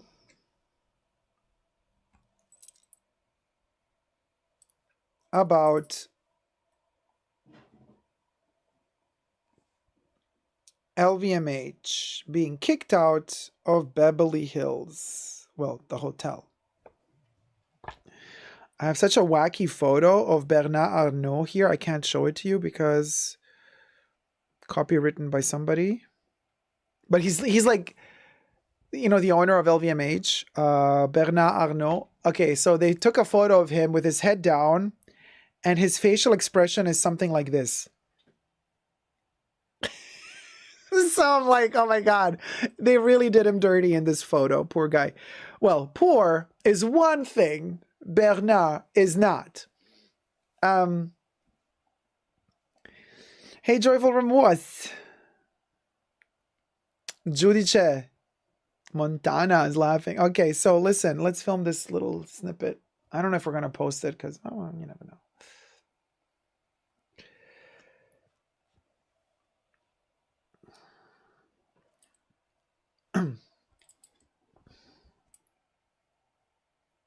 The world's richest man's plans to dominate Beverly Hills Rodeo Drive with yet another colossal, gargantuan, hyper-luxurious product to milk the clients collapses. It didn't work out for who? Bernard Arnault, the owner of LVMH and Louis Vuitton. What happened? Why did the construction and the opening of one of the most luxurious to-be hotels fail in the heart of it all in Beverly Hills Rodeo Drive? Why? Let's get to it. First, subscribe to my channel here on the tubes. You can also push the join button next to the subscription button, become a member today and gain access to extra perks. You can also join me on Patreon, Super Dacob, all spelled together there as well for extra perks. This video is being filmed live in front of a live virtual audience. I live stream several times a week, and you're all welcome to join the live chat. So hi, chats. Listen, insider reports that residents from Beverly Hills and somewhere in that area voted against the hotel, the LVMH hotel opening on Rodeo Drive. Now, everything I say in this video is for entertainment purposes only, not rooted in truths or facts. Everything's alleged and just my opinion. So take it with a pinch of salt. But the insider says that the Beverly Hills residents voted against Bernard Arnault's plan to build a luxury hotel on Rodeo Drive, and then plans for the 115-room hotel plus penthouse included it's a 9-story building, and on the 9th floor would be the penthouse, private club, spa, shops, restaurants, all of that, honey. All of that ain't happening no mo'. Opponents said it would be too big and too tall for the area and would cause congestion. Now, this is an interesting story for me for several reasons. One of them being that my hair is a mess. One of them being that we have the people, and then we have investors, the city, we have, you know, whoever wants to make money off of this. The people have voted. Now, there was a sort of a, listen, it's kind of complicated, but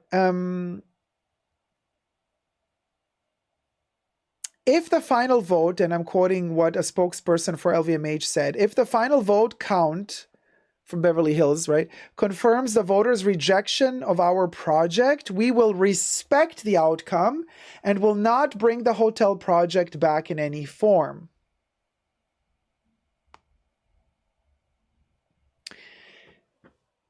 City officials approved the hotel proposal last year. So we got, again, city officials. You could say city officials are like politicians, right? Interesting how it's easy for city officials to approve something like this. Did they get paid? Did they get some extra money? Okay, I'm so annoyed by this hair. Seriously. Did they get some extra money? With only one of the city's 5 council members voting against the project. But a union representing hospitality workers in South California opposed the development and gathered enough signatures to trigger a public referendum. Union representing hospitality workers, the people. In other words, the people.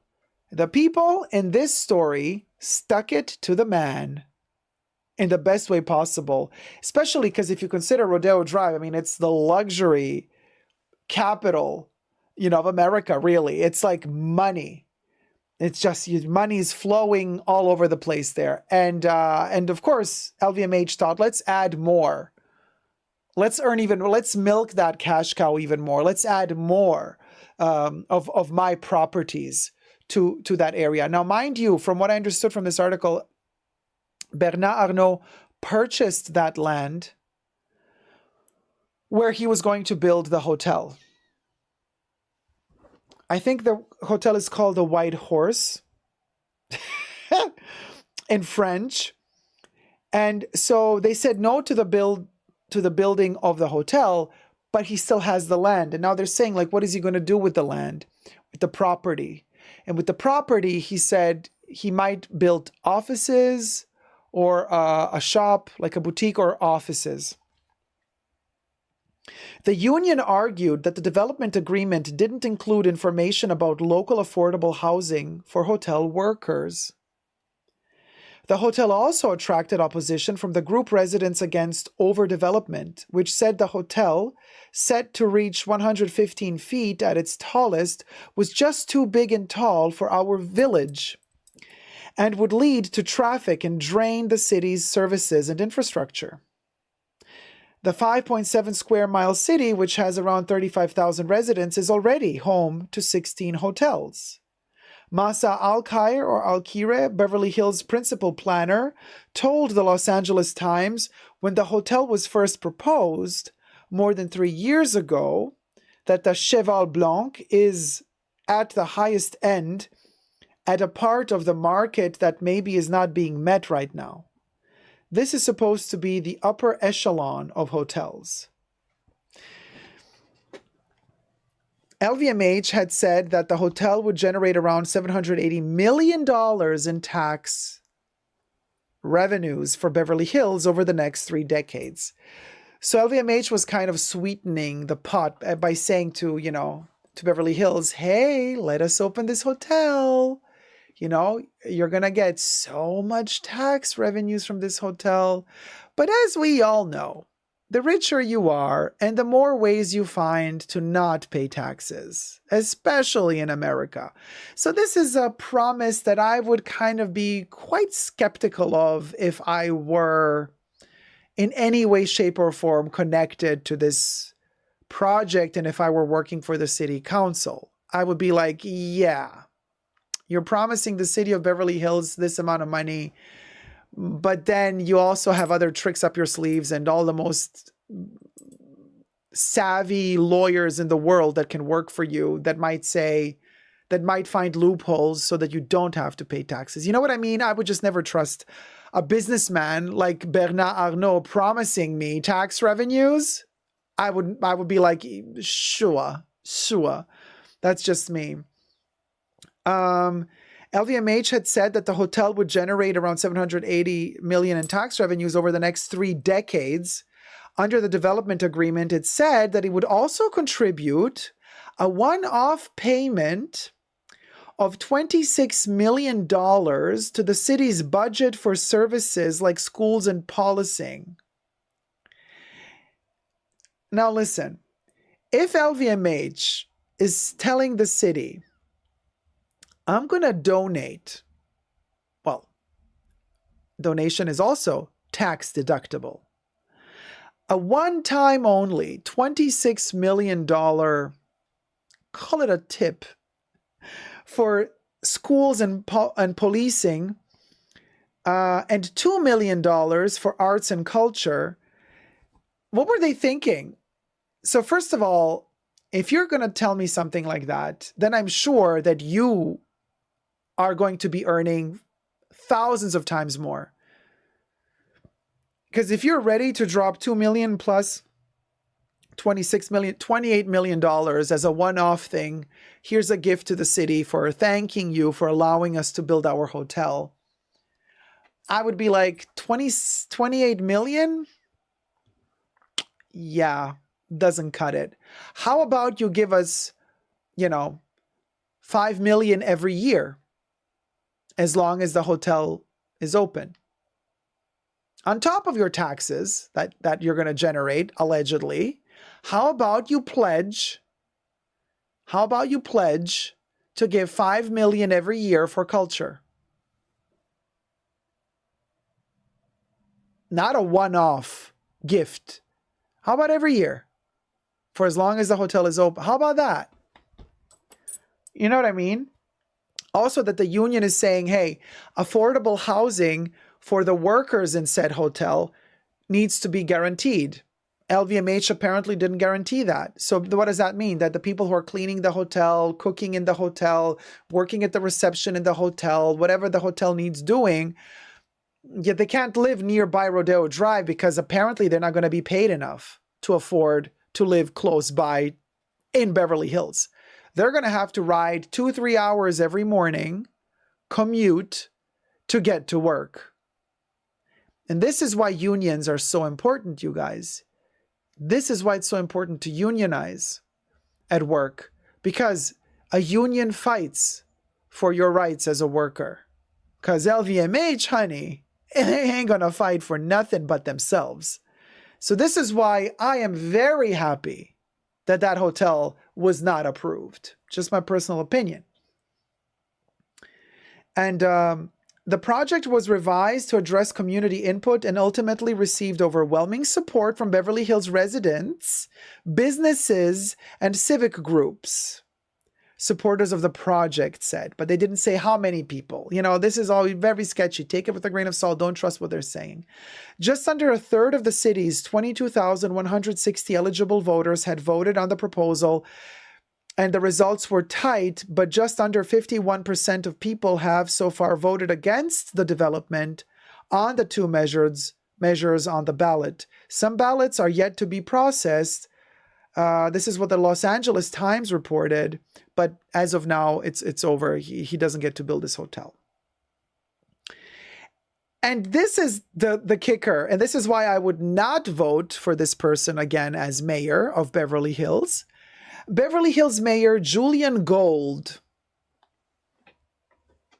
You can't make this shit up. The mayor of Beverly Hills' surname is Gold. Julian Gold says, and we quote, "It's a sad day for our city." Per the Los Angeles Times, "While I respect the democratic process, I believe our community lost an incredible addition to Rodeo Drive that would have provided additional funding for vital city services." Who are you kidding, Mayor? Who are you kidding? Because you don't fool me for a minute. And this statement you said here is enough for me to not vote for you next time. "I'm devastated," Andy Licht said, chair of the Beverly Hills Planning Commission, said to the Financial Times. "It's a horrible decision." But here's the twist. LVMH, you guys, is not just Louis Vuitton. LVMH already has 15 stores on the street, including Louis Vuitton, Dior, and Fendi. Other luxury fashion brands, including Prada, Gucci, Saint Laurent, Valentino, also have stores on Rodeo Drive. But LVMH has 15 stores on Rodeo Drive. In other words, they're taking over the whole monopoly of the situation. Now they also want to open up a hotel. He's expanding. In other words, how it feels to me is as if he's bullying his way, pushing his way through to occupy as much space as possible on Rodeo Drive. And this to me is not fair. It's not fair. I'm sorry, it's just not fair. There should be a law in place for this. Isn't there a law in place for this, to not allow one company to own the majority of a territory, of a market? Because there has to be, hey, It's capitalism after all. There has to be some sort of fairness there that other people can compete with each other. A fair and healthy competition, right? Because if there's no competition, if there's only one ruler to rule them all, to all of you socialist, communist haters out there, that's kind of what it becomes when capitalism plays out. When one person ends up being the top and buys out everybody else, and only one institution rules over everybody else. What does that look like to you? Anyway, the people have spoken, and I'm super glad that they have, and I'm super glad that this referendum was won, and I'm super glad that this tacky hotel is not going to open up on Rodeo Drive. What are your thoughts? Let me know in the comment section down below. Thumb up the video and subscribe. Bye. So there you go. There you go. Michael G says, I can't wait for the AI thumbnail for this segment. Right? Like that. The photo they made of him.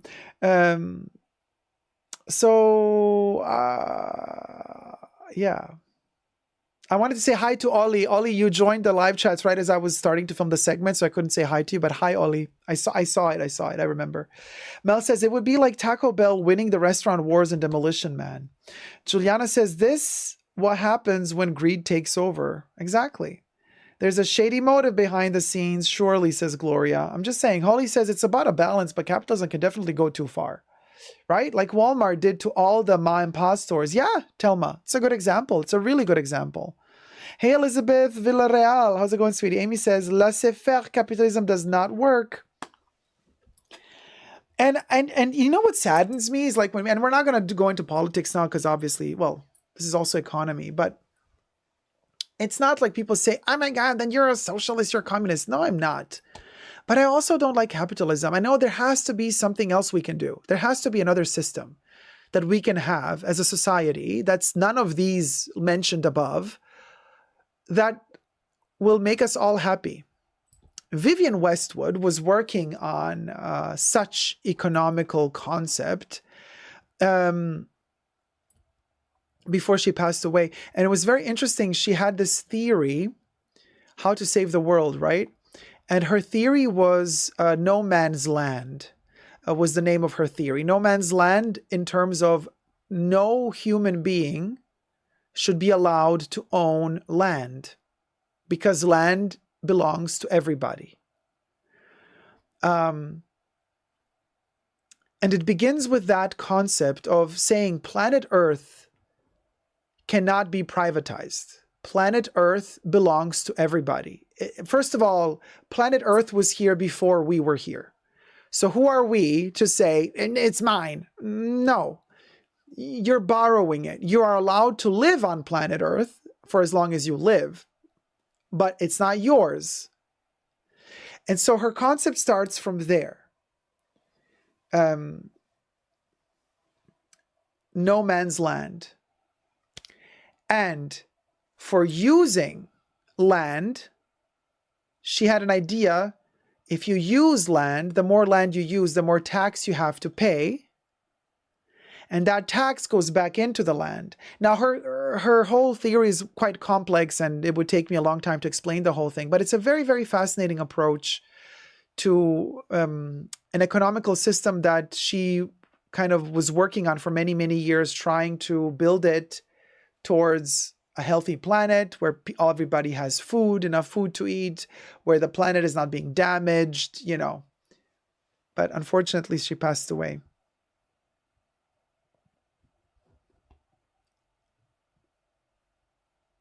Yeah, Tarima, I agree. I don't think there's any balance at the moment. So many people are unhappy. There's so much poverty in this world. Like we're at a point right now where it's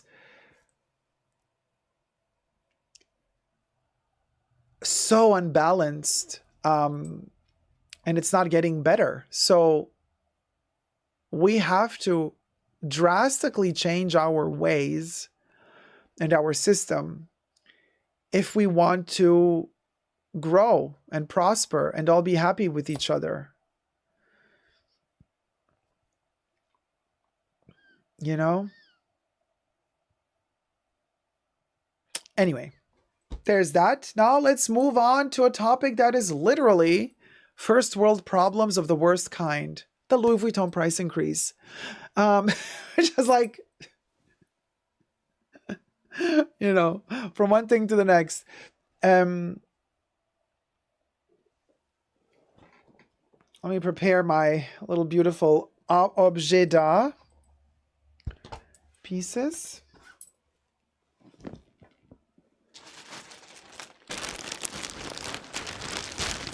For this upcoming segment.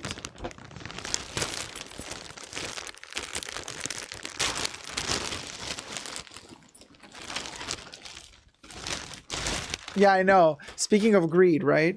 LVMH again. So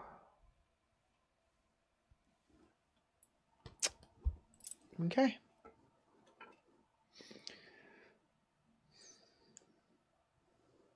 Let me shift a little to the side for this one.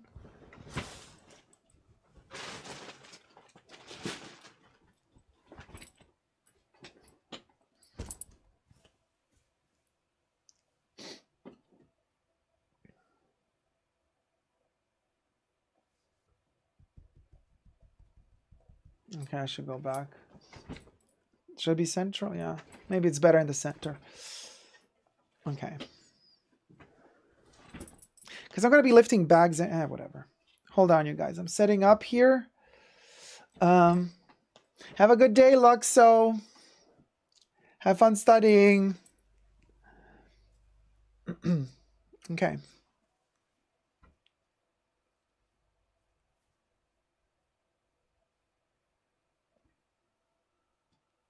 Louis Vuitton, yet another price increase. What are you doing to us, LVMH, sweetie darling? So first it was announced and whispered, just like in Lord of the Rings, you know, when I think, was it Kate Blanchett or somebody who was doing the voiceover and says, you know, the ring had gotten forgotten for centuries until it was but a whisper. And then from the foreign regions of the misty mountains, an evil started to grow and blah, blah, blah, blah, blah. And that evil was the rumors of a price increase in Australia. And then Australia started talking about a price increase in America. America started talking about a worldwide price increase, including Europe. And since Australia, you know, kind of as the world turns, Australia always, together with Japan, sees the new day first. Rumors were having it that the price increase is coming on June 1st of 2023. Louis Vuitton price increase. Rumors had it that the price increase would be between 3 and 5% for leather goods and 10% for the hard case goods.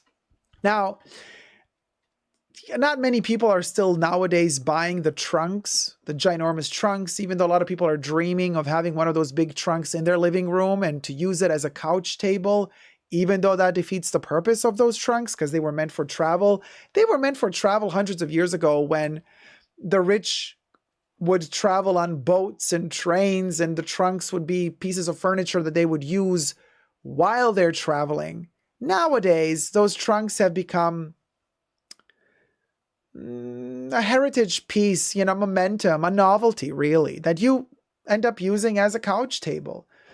But I digress. So since Australia hit June 1st first, the prices went up. And in fact, it was true. The rumors were true. The prices did go up. Then a couple of hours later, Europe hit its midnight. So I switched my Louis Vuitton website to the French website, and I tell my Louis Vuitton website, I'm in France now. So Louis is like, are you sure you're in France? I'm like, yeah, I'm in France, you know. So I went to their website right after the French midnight, And I have some eye candy for you here. I've seen some very disturbing things, I have to say. So this is Luella Annabeth, my Speedy 35, love of my life. Luella Annabeth, this is shocking to me, has been discontinued. Let that sink in. Now, then I rushed back to the American website. I rushed back to the Australian website.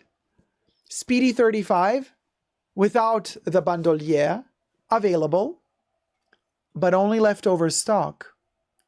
France, 35 is gone from the website. Bandolier version, they still have, but not this one. Discontinued. So if you want it, I would say without the bandolier, get it now. If you can still find one in Australia and in America, because apparently they're going to discontinue those as well.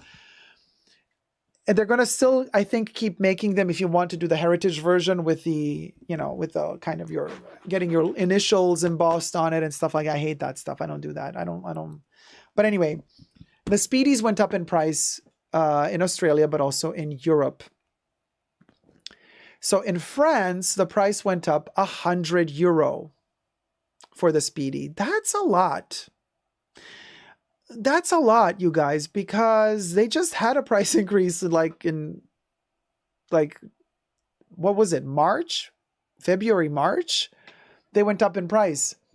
Now they went up in price again. Because I got this one in January. And yeah. And just a couple of weeks after I got it, it went up in price. Now it went up in price again. €100. So it doesn't matter if you're buying the Speedy 25 or the Speedy 30. The Speedy 25 went up €100. The Speedy 30 went up €100. Here's the plot twist. Remember how we were talking about the Neverfull becoming limited, or in some cases discontinued, like not available anymore on the store floor? Like you have to pre-order it. There's a waiting list, yada yada. Still available online. Well, the Neverfull did not go up in price. I don't know. Why? I don't know. Hold on. I'm trying to... Okay. Why did the Neverfull not go up in price? The GM model, at least, did not go up in price. So the Speedy 25 went up from €1,200 to €1,300. The Speedy 30 went up from €1,250 to €1,350. And the Bandolier Speedy 35 is €1,550. Now, interesting, however, how some things don't sell as well. I have my makeup in here. The packing cube. I was kind of almost going to bite the bullet, and I was going to buy a packing cube before the price increase, but then I thought to myself, whatever. I'm going to poker this one. I'm not going to let the faux P get to me. I love these packing cubes. So I will be getting more, but did not go up in price. Packing cube in France is €495. And still, after June 1st, it's still €495. Let me refresh the website just to make sure that indeed it still is €495. I am on the Louis French web. Yeah, it's still €495. Did not go up in price. The Neverfull Grand Model was €1,550. Let me refresh the French website. Still €1,550. The Alma went up in price. The Alma, I think, went up in price. The Alma BB, no? What? Yeah, I did. Alma BB went up from €1,400. Alma BB jumped to €1,500. So the Alma family went up €100. The Speedy family went up €100. Neverfull did not go up. Then I have here another little beauty. that I want to check with you guys. I haven't really worn it that much, so I don't know. I'm not so sure anymore. Like, how am I going to grow into these open bags? Look how brand new it still is. The Noe BB. So my BB has not been worn a lot because I still have problems with bags that are open on top. And because this one is also so light, I'm scared of it getting dirty or wet when it's raining. So it has not gotten much use. I gotta say, it's not the bag I gravitate towards the most, which saddens me because I really love the shape and I love the idea of it. But like, how am I going to get myself to start using it more? I don't know. Because I also don't really want to pull the string. I kind of like to have it flat like this, you know, cross body and then close to the body, hanging flat like that. It almost looks like a Chanel Gabrielle. You know what I mean? It has that vibe. It's kind of like a Chanel Gabrielle bag, but obviously it's not. So, but anyway, I really do love it, and I love the fact that it has a crossbody strap. I just don't use it, unfortunately. Could this be my first wrong purchase from Louis Vuitton? Because I've never had a wrong purchase. You know what I mean? It's just, I don't gravitate towards it. Such a pity. But anyway, so the Noe BB, let's check if that one went up in price, because I have a sneaky suspicion that it might have gone up in price. So I am in France, on the French website, and oh yeah, okay. It went up in price, €100. So the Noe BB now in France is going to cost you €1,500.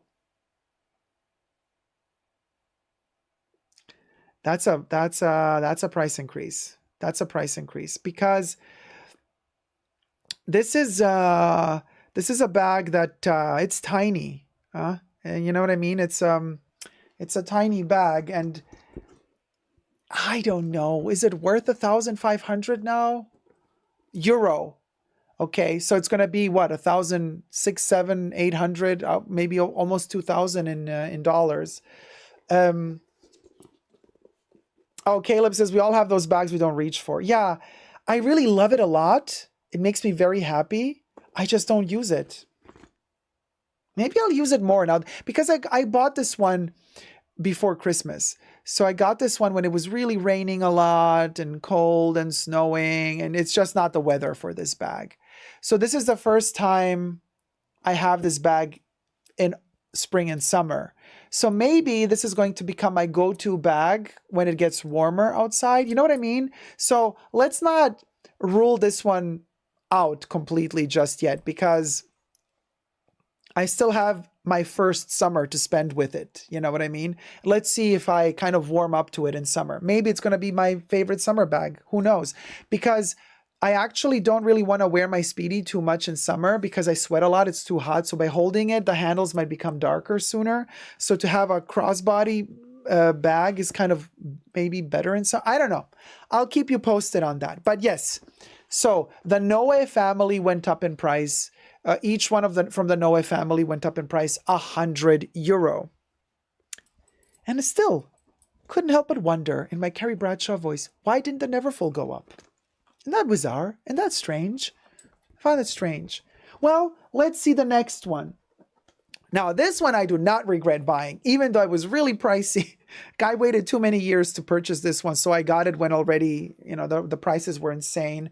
But I think this one, since I got it, also received 2 further price increases. Let's check how much does France want for the pochette accessoires. So, pochette accessoires.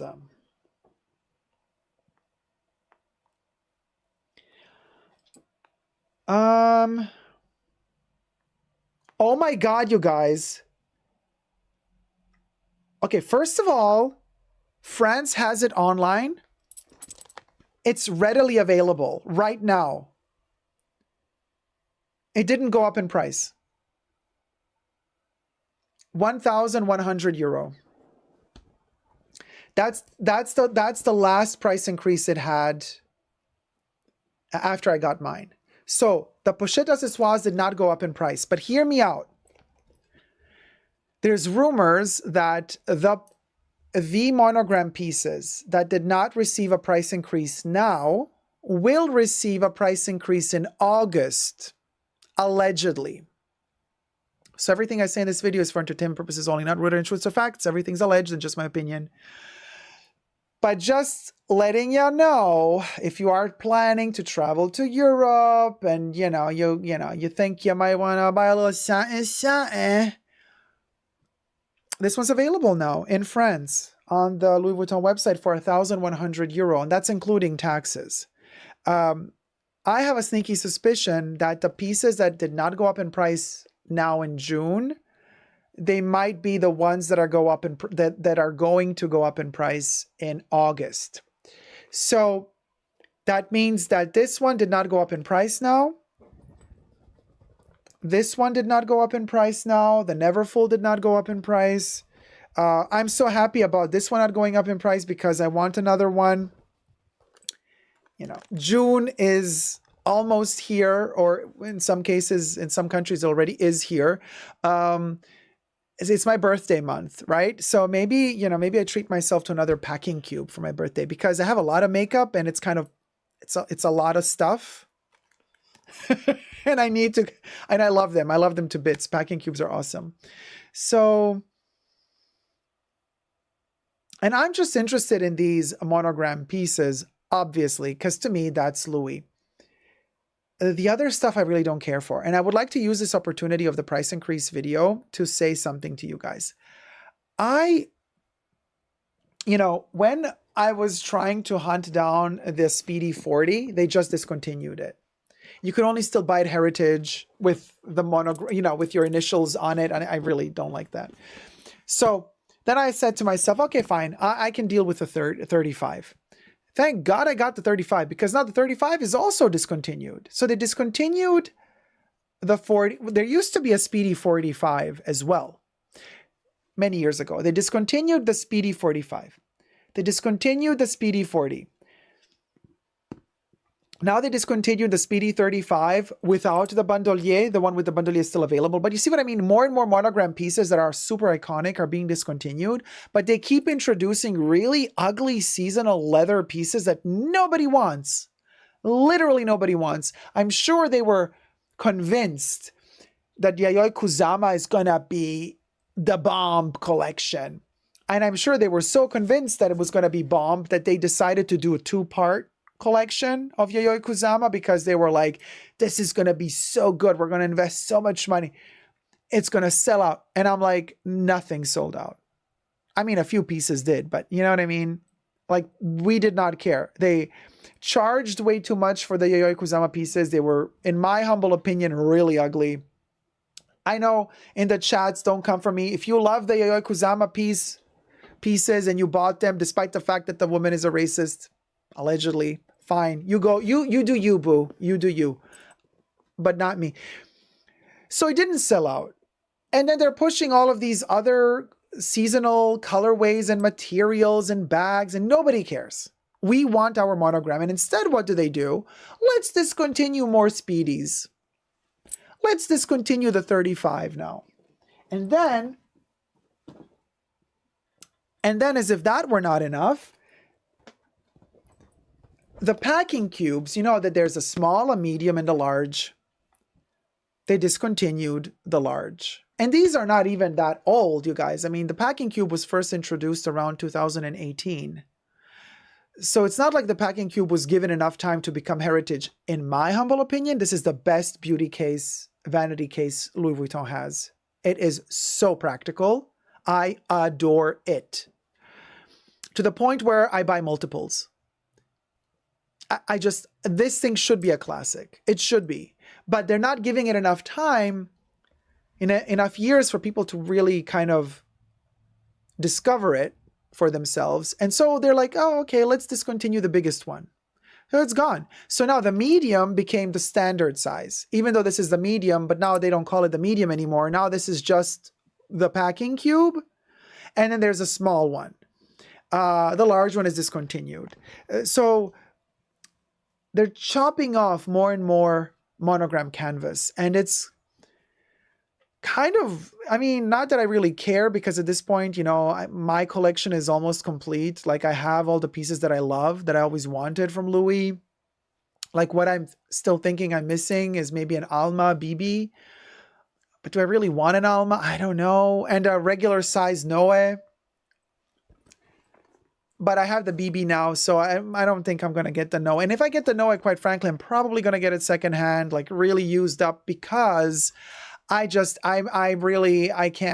I don't have the strength in me to have a blank vaqueta this clean and then like just buy a big Noe bag and just, you know, get this dirt. I can't. So I think my soul can, you know, more easily accept getting a used vintage one that already has a nice patina, and then I'm fine with using it. But to buy a brand new Noe, that's coincidentally one of the reasons why I also never bought the Alma, even the BB, because that bottom, it scares me. And I know that we do the baby wipes, and I have my Huggies here, and I made a video about this, so go check out my video on how I take care of the vaqueta leather on Louis Vuitton, and I still use them all the time. And coincidentally, I can just tell you, just a day ago, I was out the whole day. It was a very sunny day. I took Luella Annabeth, that's how I called my little Southern belle. I took Luella Annabeth with me. It was a whole day journey, and the journey ended up at a river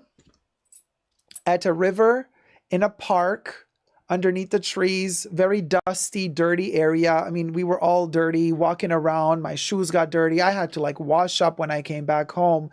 And, you know, the bag was with me. And I held it, and it got dirty.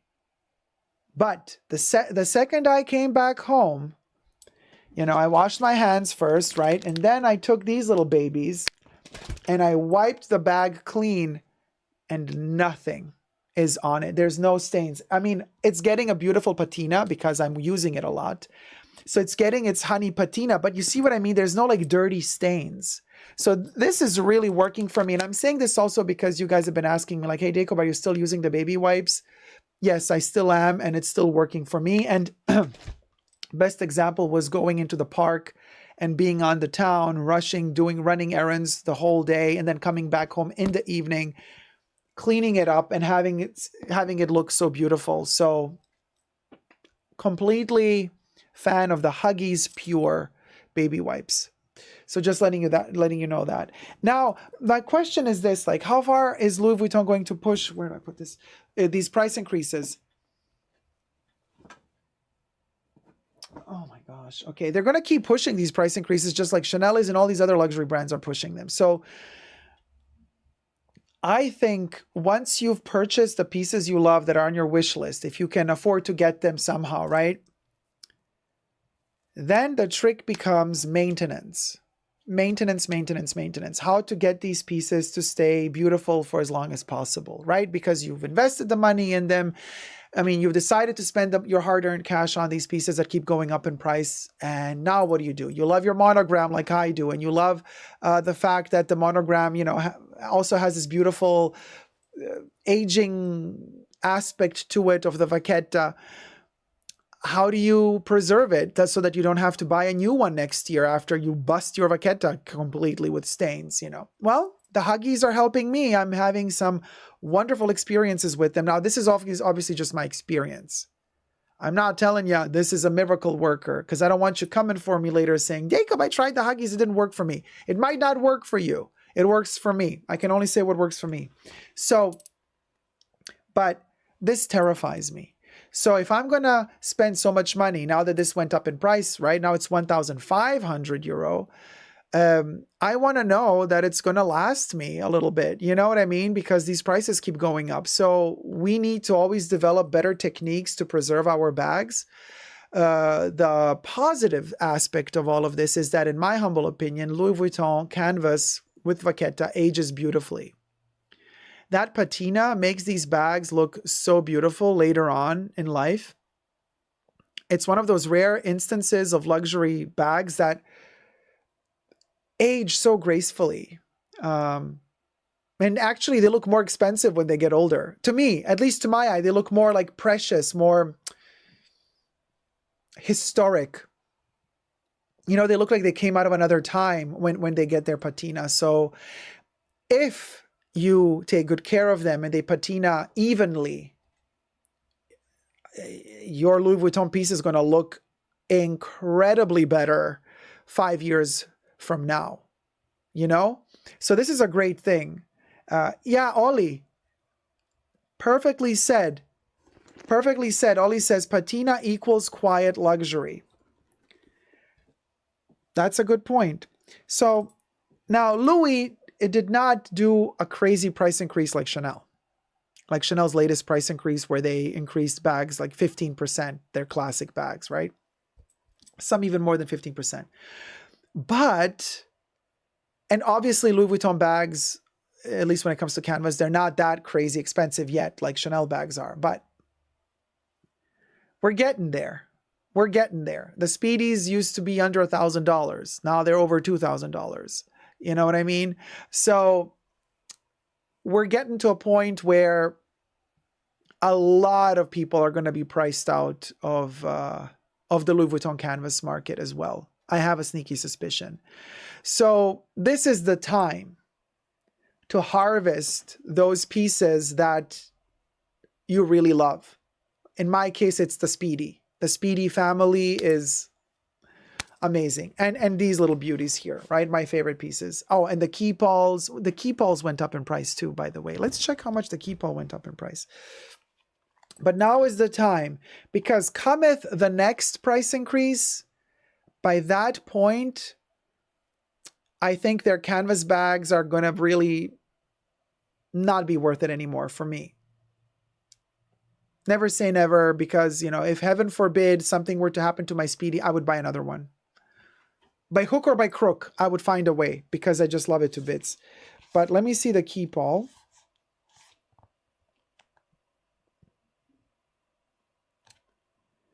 Okay, so am I in Australia now or am I in France? Oh, wow. Yeah, it went up, honey. I'm trying to find my Keepall. I have the Keepall 50. Oh, they're not even listing them anymore on the... What? Oh, no, there it is. Oh, yeah. Keepall 45 went up to 2,100 euro.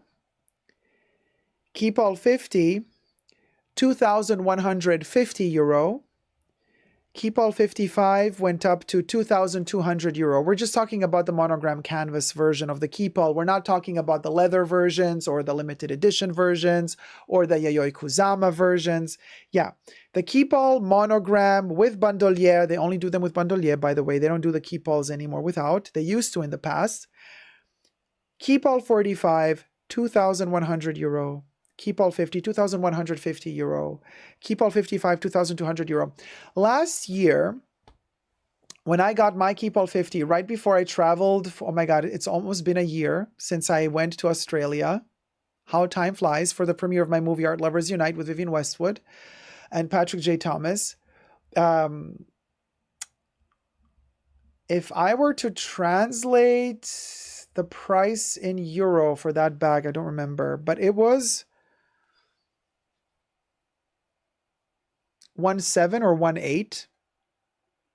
1.7 or 1.8. Maybe 1.8. Now it's 2,150. That's 350 euro more in a year.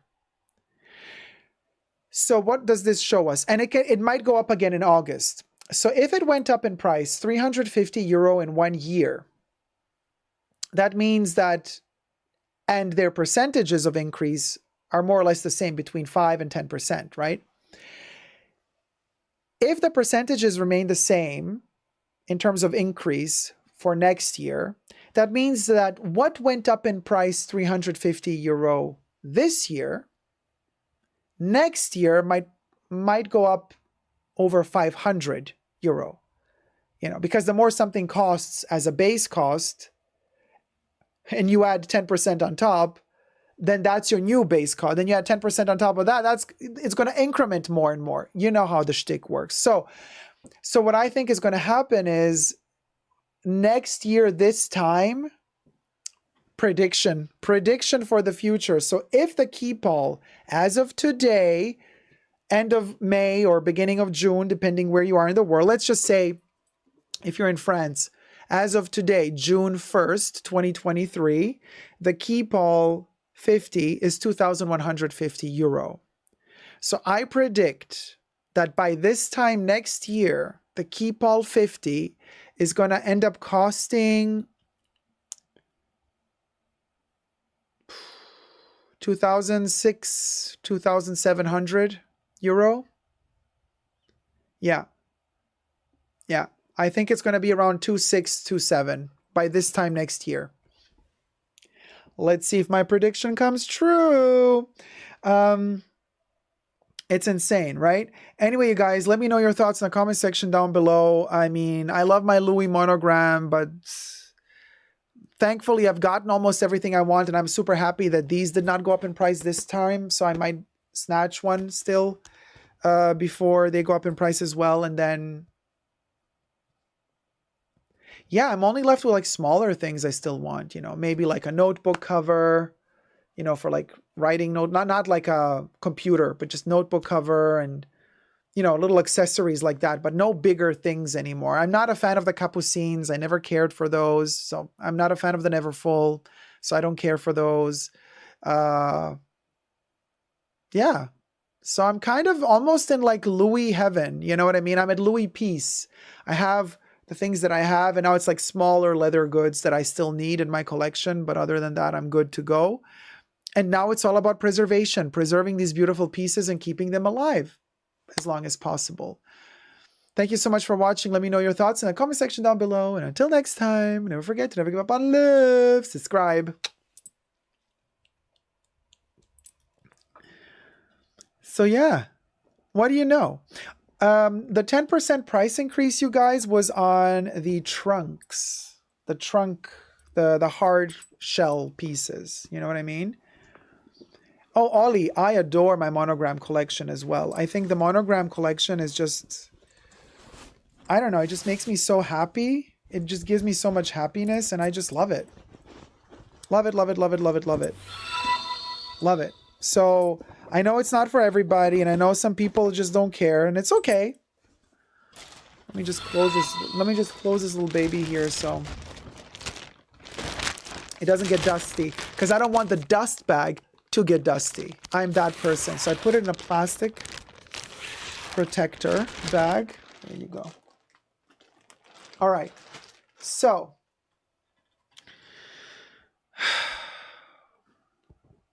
what a travesty, these price increases, if you think about it. Now, they were mentioning something like, oh, this is inflation again. But you know what?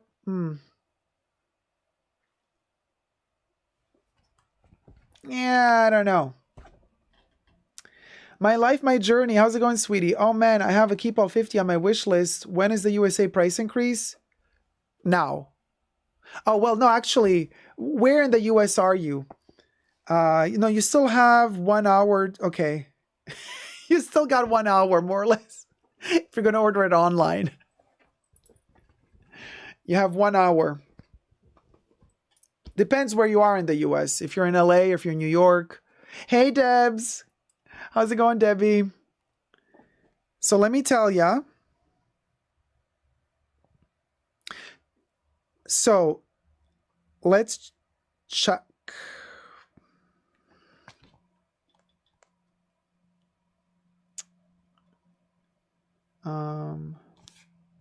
Louis Vuitton.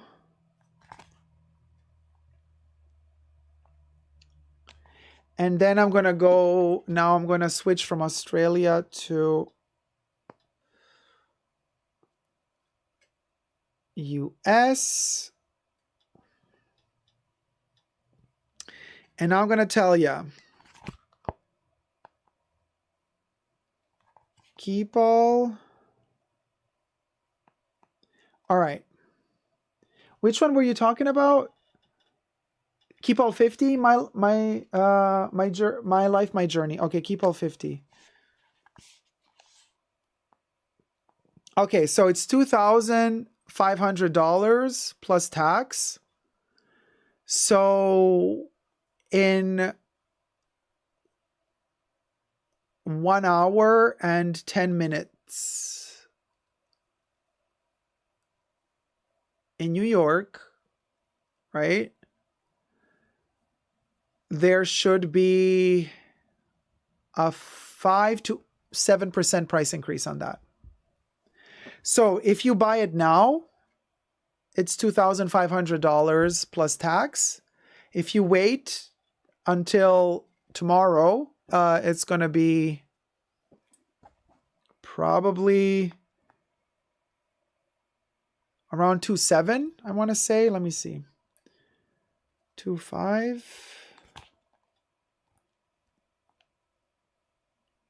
2,000.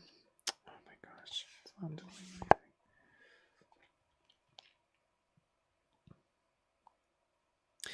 So if we give it a 5% price increase, yeah, 2.6. So it's going to go up to 2. So if it's a 5% price increase, it's going to go up $125 to $150.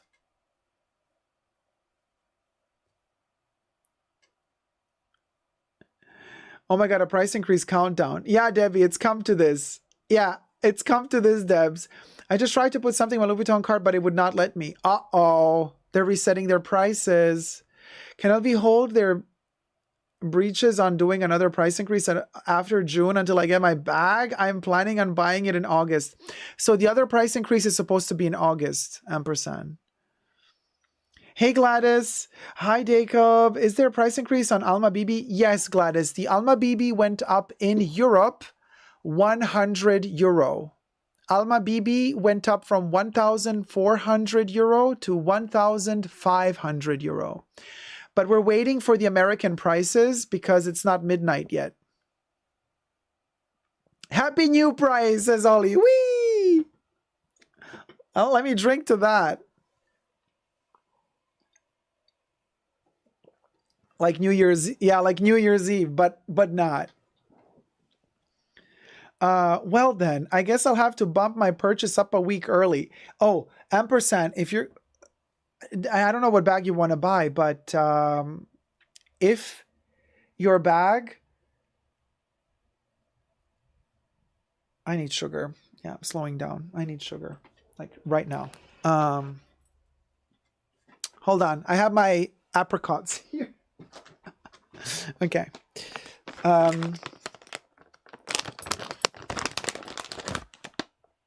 Dried apricots. Okay.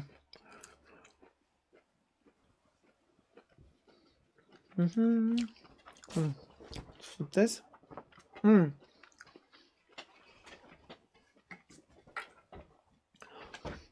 Yeah, Michael G, we should do a midnight countdown for every future price increase.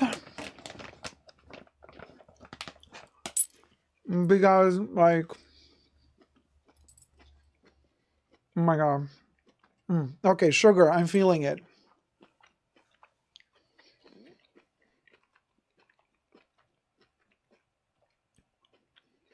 So, ampersand, which bag are you buying? Because some of them... Oh, Teresa, prices just went up. Bernard was listening to... Bernard is watching the live stream, y'all. Bernard Arnault, sneaky. You're watching my live stream, aren't you? Bernard is like, they're all going to order now. Let's increase the prices before midnight.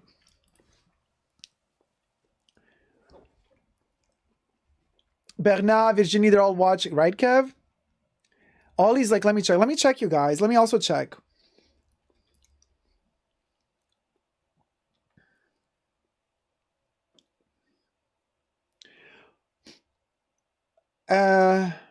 The drama is happening in real time. Oh, the Odeon PM shoulder style bag. It comes in either monogram or damier band, so canvas only. That might go up in price now. Ampersand. So wait, Teresa, where? So how much is the Keepall 50 now, Teresa? How much do you see? Because from, or do I already see the new price? Is 2,500 the new price? Because I thought that was the old price.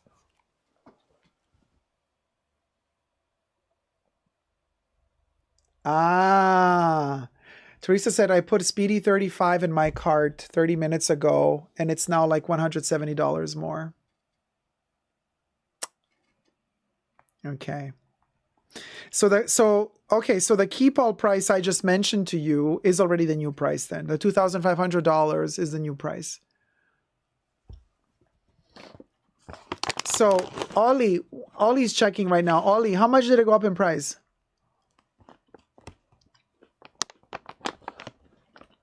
Okay, T-Pal says Keepall 50, Houston time, 2,500, 10 p.m.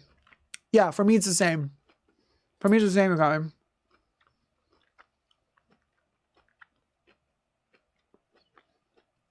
Caleb, what's the price for you? Caleb, what's the... Ollie, what's... Oh my God, Ollie, really? They took it offline? Alma BB is not visible to you? Page not found? Holly Grace is like, they're definitely listening. Okay, I need deets, people. I need details. I want to know from Caleb, how much is the Keepall 50 in your region? Ollie, how much is the Keepall 50 in your region? Debbie, how much is the Keepall 50 in your region? Aha. Kev. Okay, Kev says Alma BB is 1,760 for now. Ollie says in Chicago. Okay, so that's also Caleb then. Caleb Ollie, 2,500 in Chicago. That's the price I have as well. So is this the new price or was this yesterday's price? Can anybody confirm? Oh, thanks, Debs. Okay, Alaska 2.5. California 2.5. Yeah, I also see it as 2.5. So my life, my journey. I heard luxury shopping is cheaper in Hawaii. I will buy my Keepall 50 in October in my vacation in California 2.5 current price. Okay. Yeah, Kev, I think 2.5 is the old price, but now I'm really confused because Teresa said that the prices went up. So you guys, are we seeing the new prices now? I'm confused. Wait, was the Keepall 50 like $2,350 yesterday?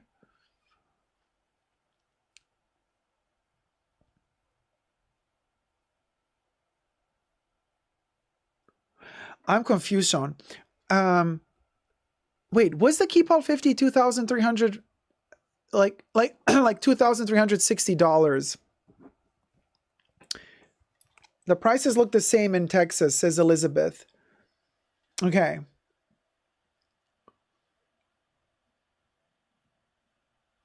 Oh, thank you. Okay, My Life, My Journey says the Keepall 50 was $2,500 from the last price increase. All right, you guys. That means that in less than an hour, New York is going to get the Keepall price increase. And well, the whole price increase. So we're going to know in less than an hour how much they're all going to go up in price. Teresa says the Speedy 35 was like $1,450 half an hour ago. Now it says $1,620. Okay, Teresa, do me a favor. Can you check how much the Keepall 50 costs for you? And I'm going to check if the Speedy has updated for me to your price. 1,620.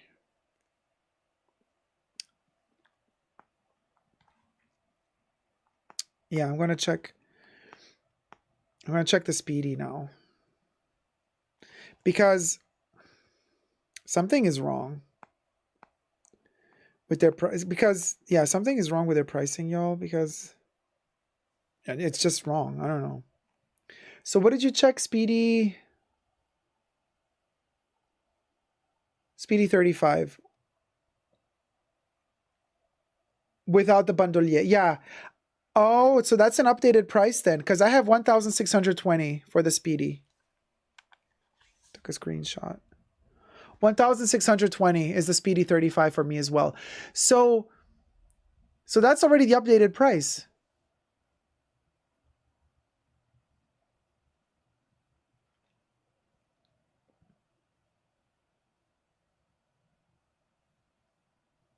Hey, ZMR, Keepal Bandolier 50 is 1,970 UK pounds.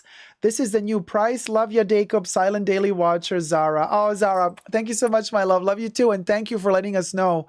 And no reason to be shy. Everybody's invited in the chats. Thank you so much for writing us. And 1,970. Oh, yeah, that's UK pounds. Yeah. Yeah, that's more or less like the euro price, but it's cheaper than the American price, I think. Michael G, I'm getting excited too for this. I feel like I'm the NASA trying to find the right price, says Louis. So Teresa says 2,500 for the Keepall. Okay, you guys. So if Teresa says that she already has the updated prices, then the Keepall went up in price already. Ollie, Alma Bibi in Epi went up $400. Yeah, leather went up.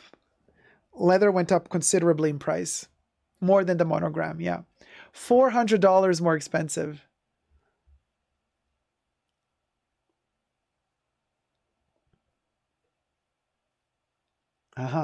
Steph says, I just tried to add a Speedy Bandolier 35, which still shows old price at $1,960, but I get request failed with status code 503. Mel says 2,050 Canadian pounds is the price for Speedy 35. Catnip says, I think I paid 450 when I bought my first Speedy long time ago. It's a 30. Glad it's wearing well. Can't believe these prices.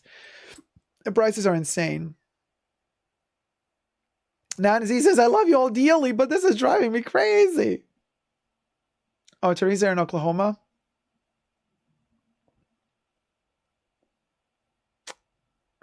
Elizabeth is asking for the new price for the Alma Bibi in Emprions. I can check that. Let me see. So I guess I have the new prices then as well.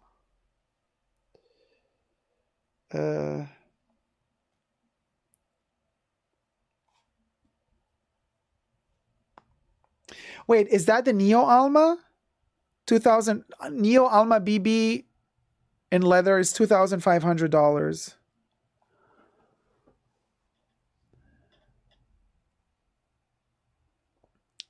Marianne, cake decoration, same price for some bags like Alma, Vivant. American price is always more expensive than any other countries. Yes, they're super expensive.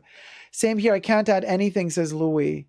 My Life, My Journey says, in California, price will change after midnight. I work night shift. By the way, Louis Vuitton got rid of the Keepall 50 in Damier Ebene about a year ago, so now I'm afraid Louis Vuitton will get rid of the monogram soon.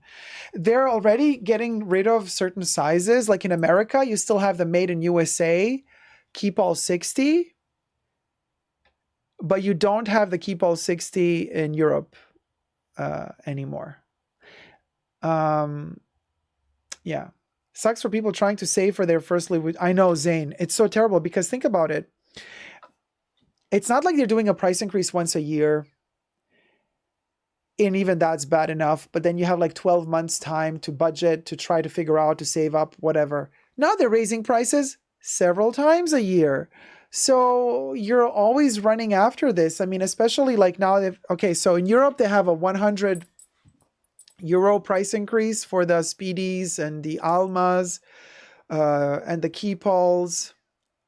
But in some countries, it's more than 100 price increase, like dollars or whatever.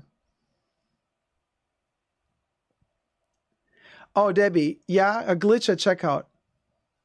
Diane. Okay. Very Twin Peaks moment. The Diane is now $2,640 in Empriant.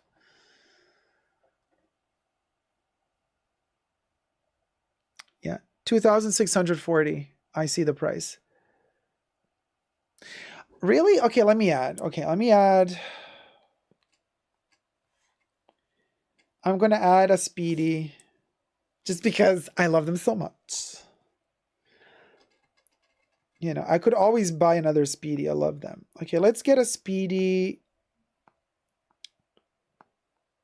30. I want another 35. $1,620.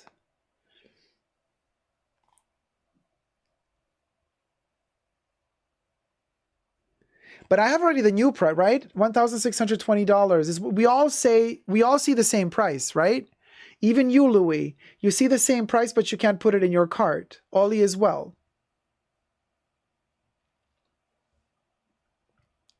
Oh my God, if video game prices went up like luxury prices, that'll be the end. That'll be the end.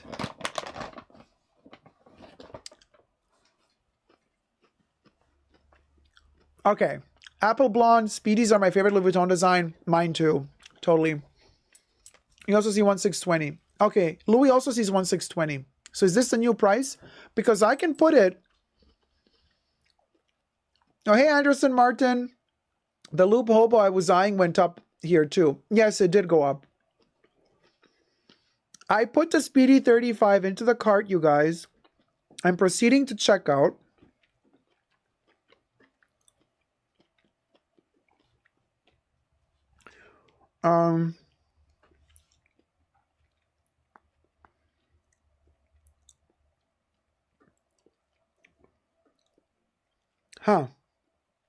It's in the cart. It's in the cart, y'all. But it's not processing. It's not processing. How's it going with you guys? It didn't say like error, but it's kind of like, I'll just let it process. Maybe it's gonna, maybe too many people are like rushing to buy. Funny that in the description of the website on Google is the old price, but when I click, it's the new price. Oh, talking Brazil, by the way. Oh, okay, Brazil. So, okay, but Louis, yeah, so it's the same price you paid when you got yours. So that price is gonna go up in price. Texas midnight time. Oh, Kev, you're lucky. It's letting you check out. Uh-oh, Kev is going to get the faux P going down again. No, Louis, we're not buying a Speedy. I have a Speedy. I was just trying to figure out if... Because people are saying it's not letting people check out.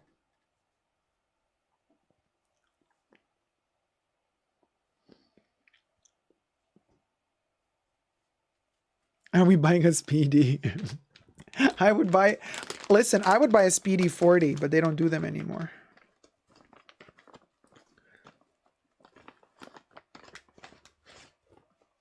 Wait, hold on. I just got another one of these Huggies. But I pulled out two by accident. Let me put them one back.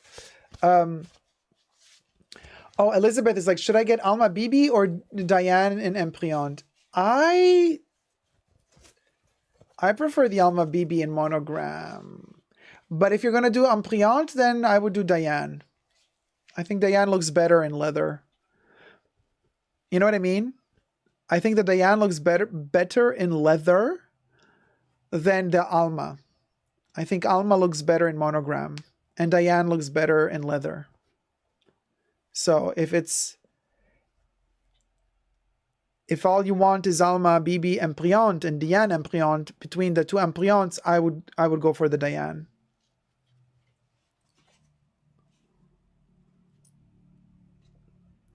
You know. And I would also recommend that that you guys calculated carefully, because we got less than 45 minutes to go before the price increase. Less than 45 minutes to go.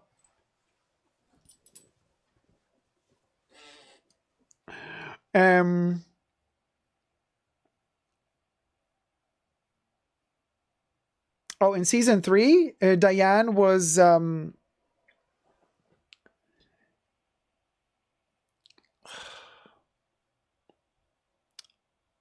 did I for now I'm like blacking out. Jurassic Park.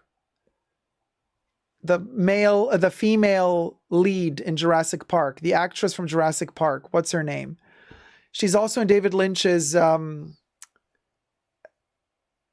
Empire. Laura Dern. Thank you, Debbie. Laura Dern. Yeah, Laura Dern is Diane. Forgot her name. And Nancy's like, God, I need a drink, and I don't even drink. It's letting me go to get a speedy like all the way through to pay. Oh, okay. So you managed to get through the payment section, Louis. So basically, I think too many people are maybe buying, so it doesn't let everybody go through till the end.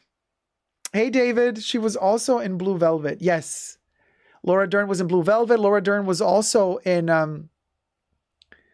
Wild at Heart. Big Little Lies season 3. That would be cool. A year ago, the Speedy 25 was $1,500 in my country, Peru. Second hand is between $250 to $800.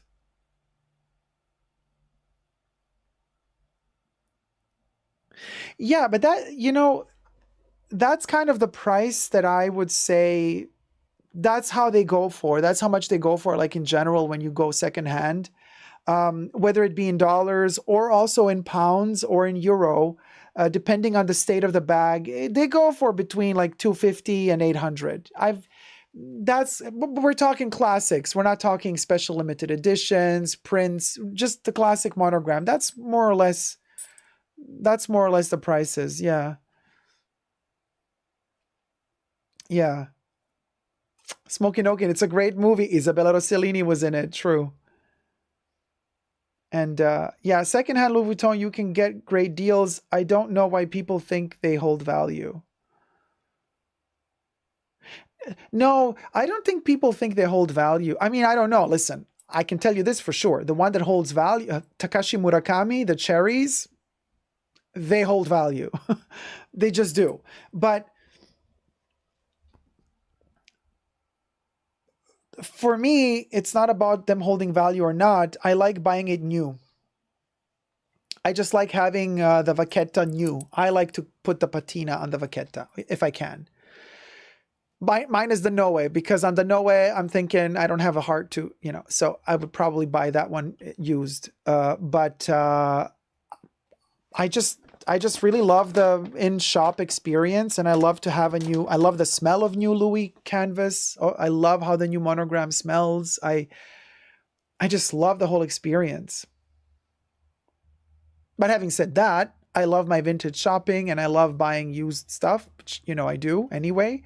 But with Louis, I don't know what it is. I think it's about how it smells. There's a certain smell to the new canvas piece. It's just so, delicious. Delicious. Holy Grace says, yes, besides special edition, but many YouTubers preach that you can make money on Louis Vuitton when it's not really a general rule. But they have the wrong idea. The whole point of classic Louis Vuitton is to age and keep it. Yeah, I haven't seen almost anybody say on YouTube that like regular monogram pieces hold their value. I don't know. I haven't really encountered people really saying it that much. Hey, Steph's Adventures and Fab Finds. I love that smell too, Smoking Oaken. Yeah, Zane says off gassing at its finest, but I agree, love the smell. Off gassing. Teresa says, except I bought my graceful direct from Louis Vuitton. It was my first brand new Louis. Oh, love you too, Steph. Miami 81 says, monogram goes the cheapest compared to other Louis Vuitton leathers for second hand. Yeah, and especially if it's patinaed and if it has a bit of stains and stuff like that, it can really, really kind of lower the price even more. But the cool thing is, you guys, I mean, if the canvas is intact, you don't like the major stain on the Vachetta, you just take it to Louis and you pay and they send it off and they exchange the Vachetta. They put new Vachetta on it, which is also kind of a really cool thing. My sales associate did, however, mention that they were going to stop doing that. I don't know if they changed their mind.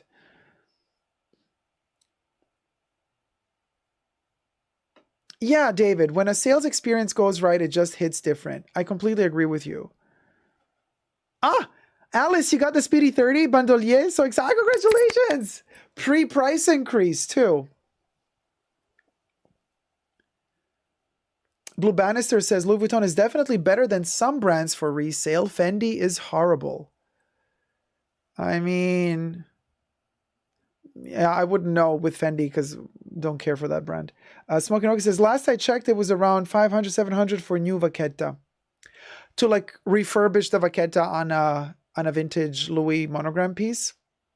Yeah, there you go. I mean, okay, you invest the money, but then your bag gets a brand new life. The leather is fresh. You know how sometimes Vaquetta can crack. It can get all weird when it gets really old and dried up. It cracks. And that's the time when the integrity of the leather and the interior, the inside of the leather integrity is compromised. And that's when you got to exchange the leather because there's no more saving it once it rips. Once the molecular structure of the leather internally ripped, there's no fixing that. You have to change the leather.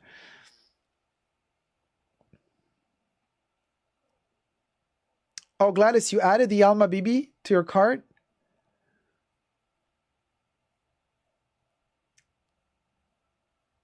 Oh yeah, ampersand. Yeah. I even tried on the Odeon PM at my local Louis Vuitton last Friday. I wasn't ready to buy it yet. Plus, it wasn't made in France.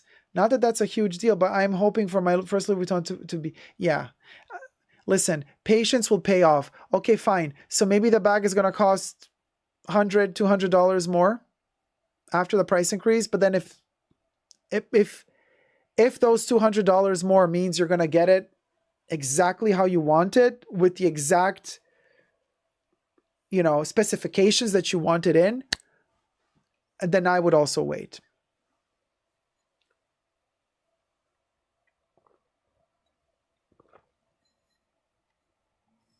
I would wait because unless the bags don't go up like at Chanel overnight, $1,500 more,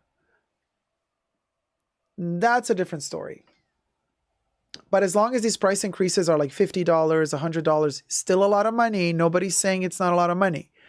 But swallow $100 and swallow $1,000 price increase. It's a big difference. You know what I mean?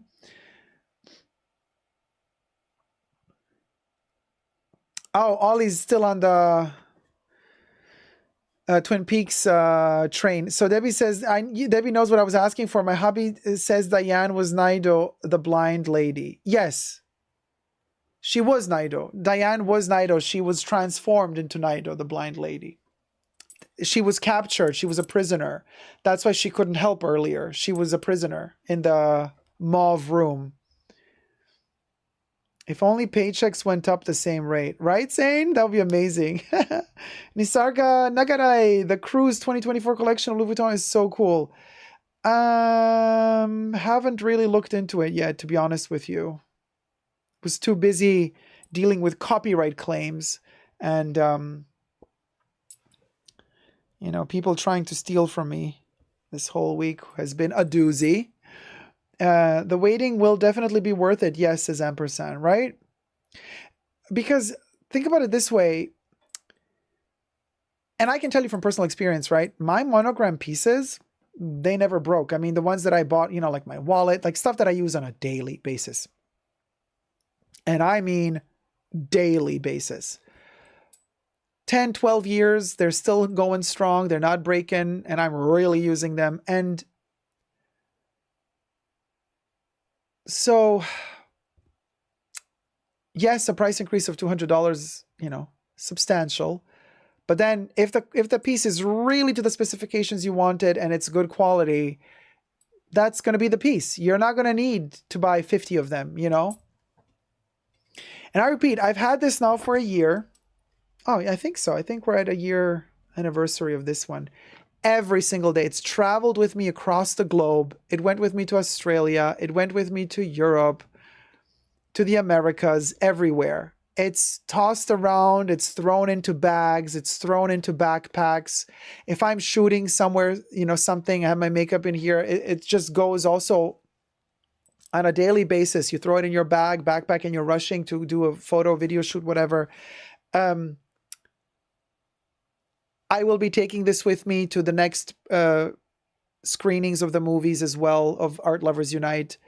And it's really been through a lot, right? And there's nothing. Like, there's like virtually no wear on this thing. It's no dents, no corner issues, nothing. And it's so practical. You literally just undo this thing. It's so much better than the Nice vanities because it stays open and it's big and you see everything. Access is immediate. And it's not too deep. I don't have to dig for stuff. Yeah, this is the perfect for like heavy duty makeup work like I do at the moment. It's a dream come true, this piece, really. And so you can bet your bottom dollar if I got a vanity case from Chanel and used it as much as I'm using this one, it would not be looking good. After 1 year, forget about it. A leather Chanel vanity case after 1 year of using it on a daily basis and tossing it into your bag and into your backpack and stuff like no. A vanity this size, we're not talking small, tiny vanities that you can protect. We're talking vanity, heavy duty, that carries a lot of stuff. You know, the Chanel, the heavy duty vanities. Yeah, it would not have survived a year. I don't think it would have. But it would have cost like 7 times more. You know what I mean? Oh, Kev, I don't have makeup stains inside. I don't spill makeup in here. So I have, you know, there's no stains. And my brushes are in these separate pouches, right? So the brushes are in here.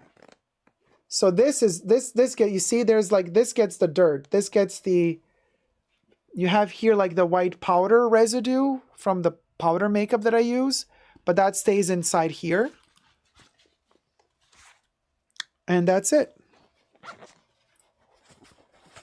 It doesn't touch. Just buy yourself an interior soft, like cotton pouch for your brushes. And the rest is all, I mean, these are jars. They're closed. These are also closed in their own little glass container. They're not leaking. Each one of these, blushes or eye palettes, they're all in their own pouches. Everything is very clean. You got to be disciplined. You can't forget to close your powder. You got to screw the jar closed again after you've done using it. Otherwise, it's going to wobble, open up, stuff can leak. Yes, Hella Barbara Rang. She clean. Yes, I'm very, very clean. Very clean. Telma Thrift says, my full-size Noah is 30 years old and I can't bring myself to buy a new one. And you still use your 30-year-old Noah. Why not? That's the best. If you get to use your Louis your whole life. I think that's what makes this brand worthwhile to me, personally. Oh, yeah, you can, Pau. Yes. Do you know how you would clean the interior if it needed be?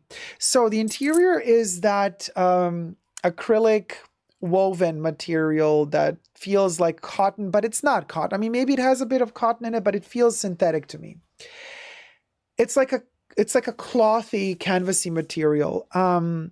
So what I would do is not with a napkin, because those can kind of like fall apart into little tiny giblets, So I would definitely take a clean sponge, not one that you've already used from the kitchen that might have detergent on it, because detergent might have some bleach. Bleach can decolor the fabric. So I would definitely take like a brand new sponge, like a kitchen sponge, not the rough surface, the soft surface of the sponge. Get it a little bit humid. Just a bit, not soaking wet that when you squish water runs out, just humid. And then slowly, depending on what the stain is, dab onto the stain. Don't rub, dab. And see if it kind of starts coming off slowly, gently. And if it's kind of just a dusty surface, you can very gently rub it off. Don't rub too hard because you don't want to rub the fabric. You don't want the fabric to start pilling either.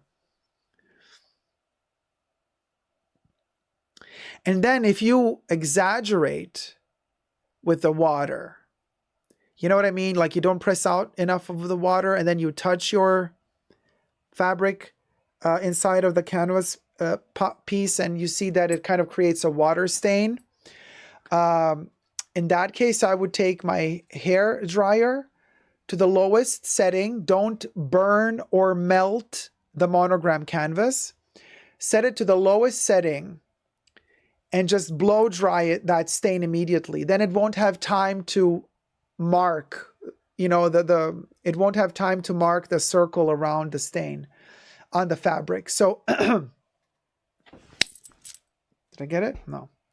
Maybe I did. There's a thing flying around. So, with the hair dryer, how I know that it's too hot for the canvas, you turn the hair dryer to your hand. But not here. Go to a delicate spot here. And you blow dry your hand. And if you feel like it's burning your skin, that means it's too strong. It's too hot. You got to set it to a setting that when you turn it towards this delicate area, it doesn't burn you. It just feels soothing, warm, but not burning. That's the temperature with which you then aim towards that water spot on the interior synthetic part, you know, clothy part of the monogram. And do not fix the hair dryer in one position. Keep turning, keep rotating, keep moving it so it doesn't overheat one spot. Keep turning around as it's blowing hot air. Coincidentally, this works really very well with silk as well. That's how I dry silk. If I have a stain on silk and I wash it with a dabbing gently, and then I don't want the water stain on my silk to leave that edge, then I blow dry it right after I wash it. And that way, no stains for me.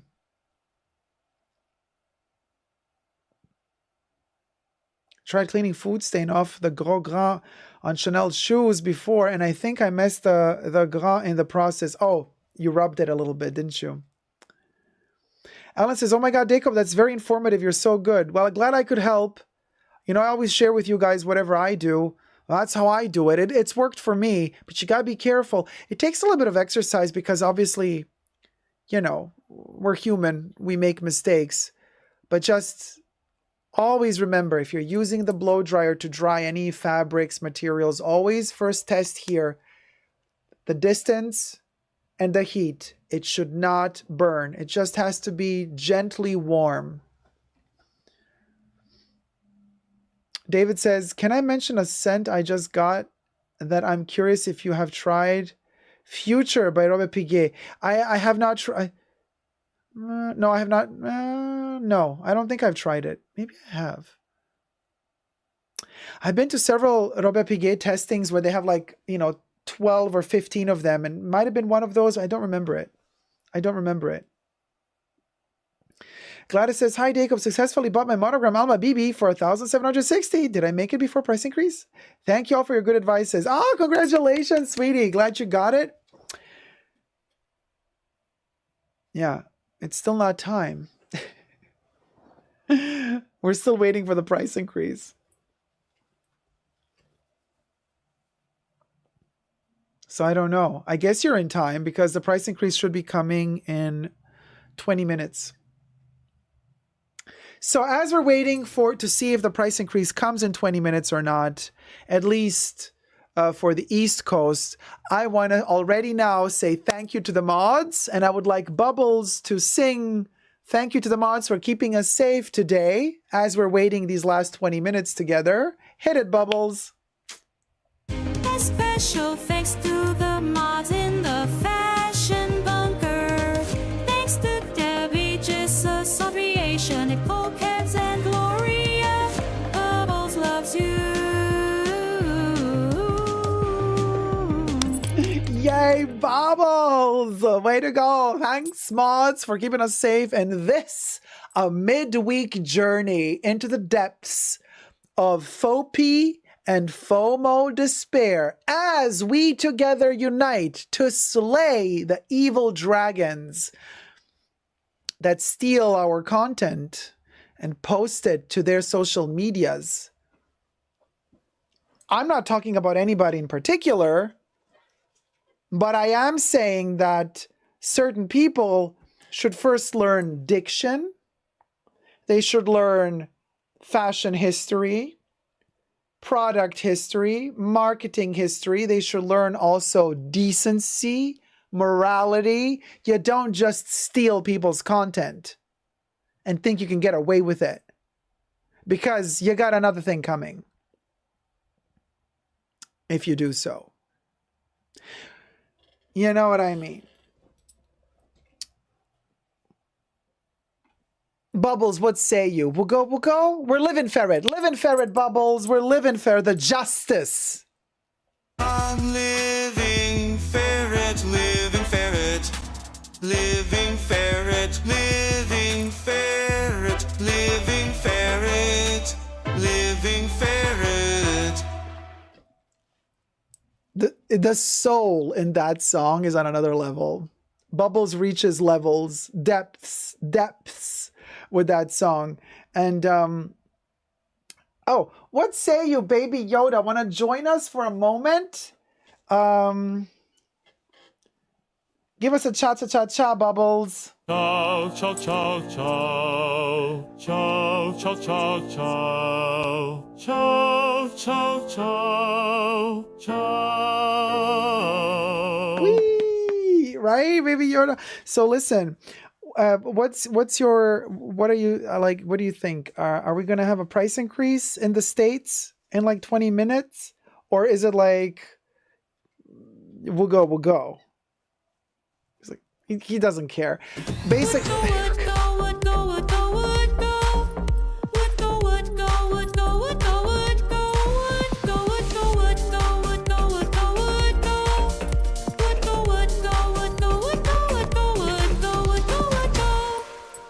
All right, Baby Yoda.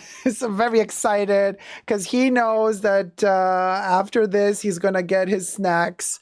He's going to get a little snack, a little nibble. You know what I mean? Baby Yoda doesn't care about the monogram canvas or nothing. He wants macaroons. He wants frogs with one eyeball. He wants cookies of all sorts, chicken nuggets. He's also been very fond of rice lately. The rice has to be dipped in a certain type of sauce. We're not going to get into that. Yeah. We'll go. Imagine everything down by 10% in the US in 20 minutes, says Kev. That would be amazing. So Teresa keeps repeating that price increase happened already here in Central Time around 10:30 p.m. But Teresa, the prices you're mentioning are the same prices we're all seeing. So that's really bizarre because... yeah, we're all seeing the same prices, and these are not increased prices.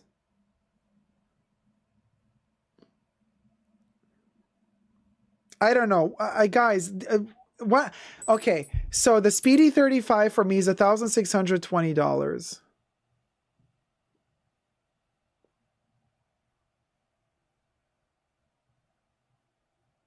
Is it for you too?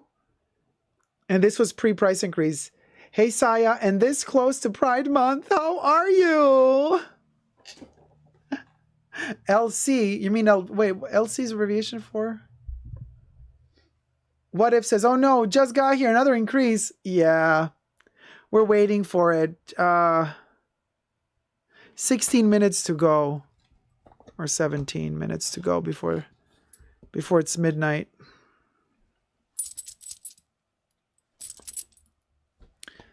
So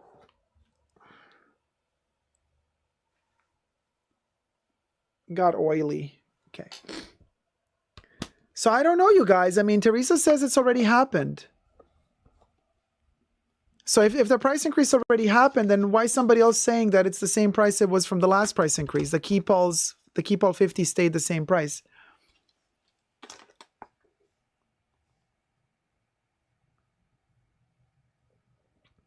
I'm refreshing. So I still see $1,620 for the Speedy 35. Hey, Apple Bond. Yes. Have a good sleep, beauty sleep. Right? Yeah, you look bananas. Price harmonization.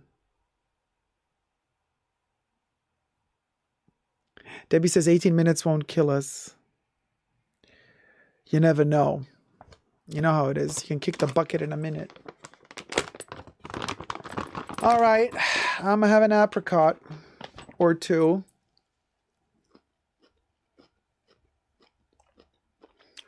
Yes, price increase happened in Asia already and in Australia and in Europe.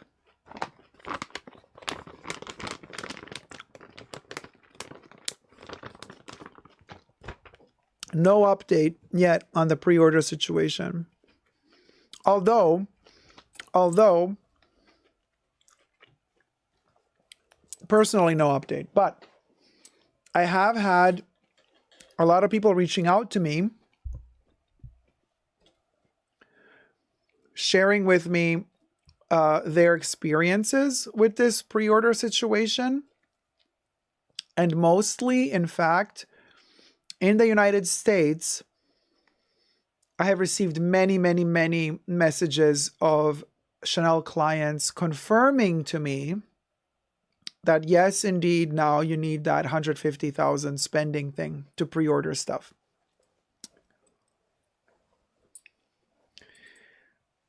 Exceptions, like always with Chanel, can be made. If your sales associate has a contact with a store manager and they accept to do something for you, blah, blah, blah, they can, apparently. But I don't have official updates yet because my personal boutique has not been in touch with me yet. So this is why I still don't have an update.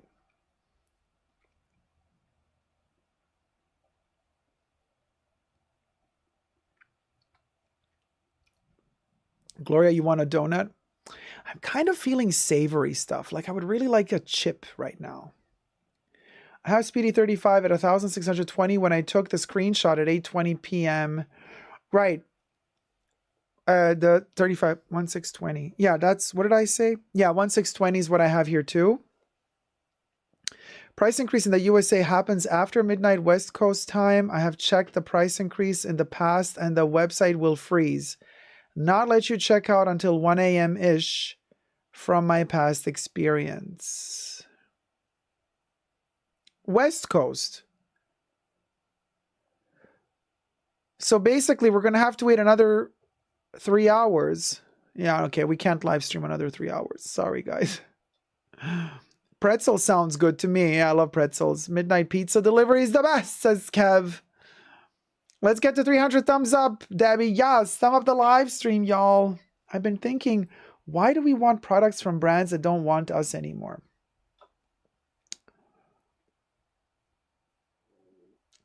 Well, it's a whole process of grief. Like you're rejected, you feel abandoned, you feel like you're not a part of it anymore. You're grieving for it, you're in denial about it. I think maybe we're in the process of denial now. And then after the denial, we're going to go into another grieving process. I mean, that's how it feels. It's a process. Teresa says, maybe I was looking at something else, so maybe that price stuck in my head. Stephanie Wong says, 3 hours different. Yeah, we're not waiting for Pacific time, y'all. Just came back from work eating Doritos right now. That's the way. This is the way. This is the way. Doritos is the way.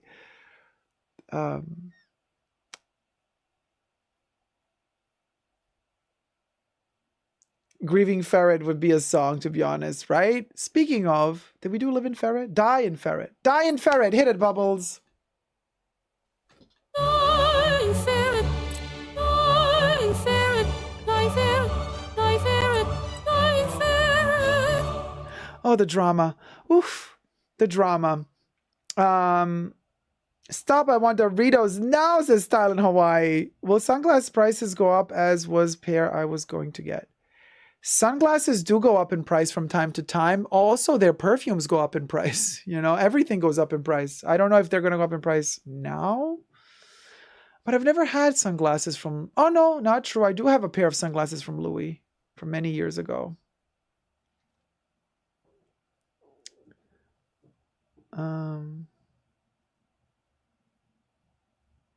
Doritos with ketchup. Gloria. Doritos with ketchup. I mean, I could try it. Why not? I mean, I don't know. Doritos with ketchup. Yeah. I mean, guacamole dip. Yeah. Doritos with kind of a jalapeno dip. Yeah. Cheese dip. Yeah. I mean, you could do ketchup, I guess. Zayd is like, Gloria, who hurt you? Tapatio or tapatio, how do you pronounce it? Oh, mustard. Yeah, mustard. Doritos with mustard is good.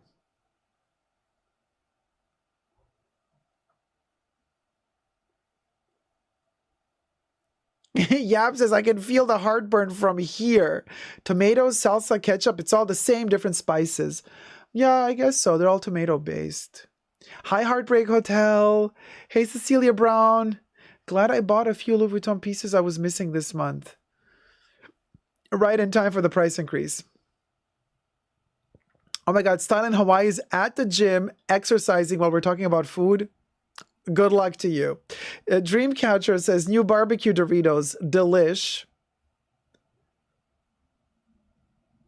But at the end of the day, for me, nothing beats just regular ruffled chips, sea salt and all. You know, doesn't have to have anything. I'm a simple girl at the end of the day. Give me a ruffled chip. I'm good to go. I'm good to go. Ruffled because they're more meaty. There's more substance to them. I mean, I can take the slim chip as well. I'm not going to say no to a chip ever. But I like the amount of potato you get with the ruffled chip when you bite into it.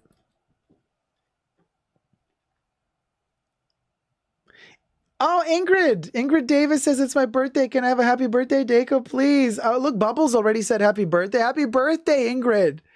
Happy birthday, sweetie. Wishing you the best of times. The best of times. Have a wonderful, wonderful... What is it for you? Is it still May or June, Ingrid? Have a great birthday month. Well, it's kind of tricky because if your birthday is on the last day of May, your birthday month is over with your birthday. But if your birthday month is June, then happy birthday month, sweetie. Happy birthday, sweetie darling. Yes, Yab, there is more surface area to bite into. And they're more salty somehow. You just feel like your tongue has more to work. Your taste buds are more excited. They got more work to do. I don't know. It's more exciting. Hey, Michelle. Yeah, you missed a bit, but we're doing the countdown to the price increase before we end the live stream. We got 8 minutes to go. And how many thumbs up do we have? Let me check.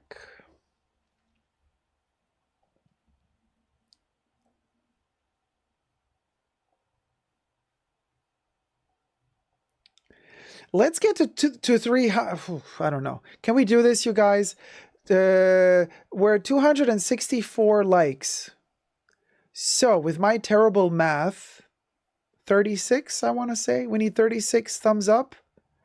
And then we're going to reach 300. That would be amazing.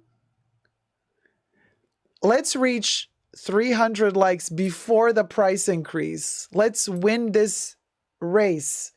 Let's get 300 likes before the price increase hits. Because 7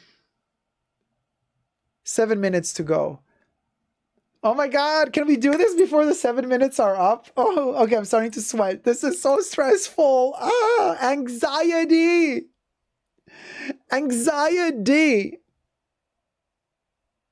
Oh my gosh, anxiety. 284. Okay.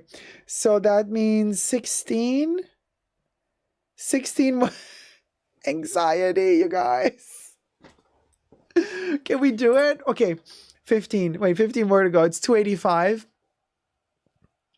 285 locks. And and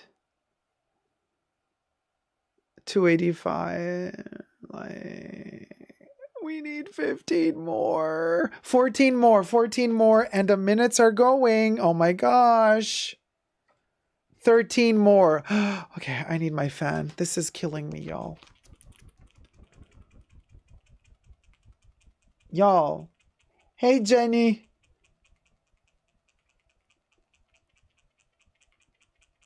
$290. 10 more to go. Wait, Kev sees 9? How do you see 9? I see 10. No, I see 9. Now I see 9. Now I see 9. Now I see 9. 8. 8. 8 more likes. I mean,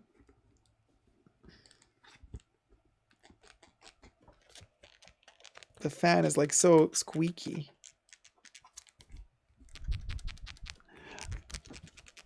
Six more to go.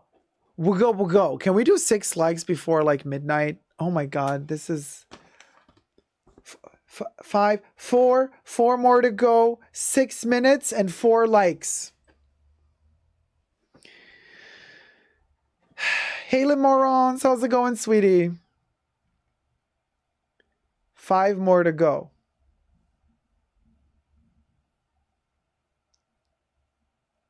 Oh, now 6 more to go. Somebody took away a like, y'all. We're playing that game again. 2 more to go. Oh, Gloria, you want the fan? The squeaky fan? One day. 302 likes, yes!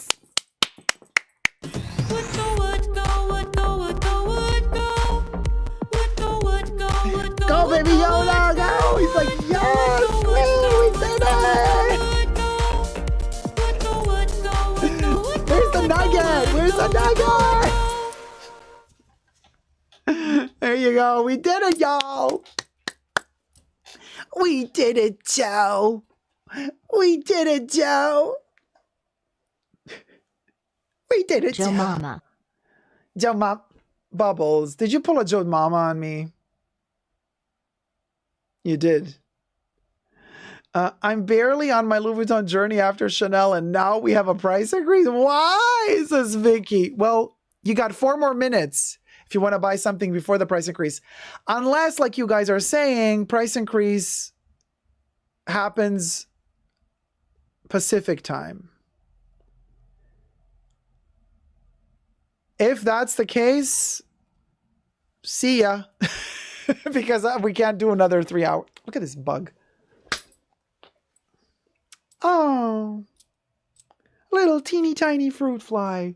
There's not enough space for all of us here. I'm sorry, but you can't.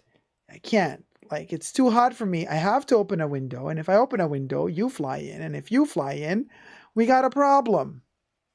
We have a problem.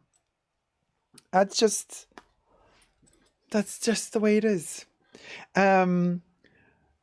Yeah, fruit fly gone. Gloria says, don't come in here to mess with Debbie. Wait, what happened? What WTF are you? What? What happened? Oh, was that like Daddy Chill? I feel... Oh my God, I feel the tension with Debs. That's a product name. That's a product name. Not that's a product name. That's a username. I feel the tension with Debs.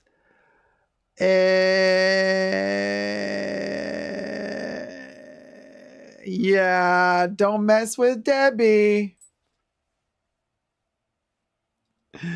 Blue Egyptian Lotus. Anyone know how much the Alma Bibi Damia Eben is going up? It went up €100 in Europe. In America, we're waiting. 2 minutes to go, and then maybe we'll find out, unless the prices don't go up LA time. If they go up LA time, then you're going to have to wait another 3 hours. Okay. So it's 58 now. Speedy 35 is still $1,620.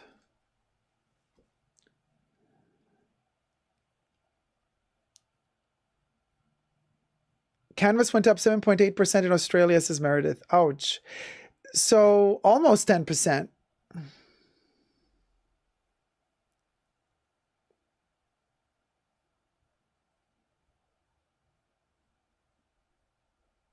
And they're gone. Good job. Child anticipation. Winter Rose, how much is the increase?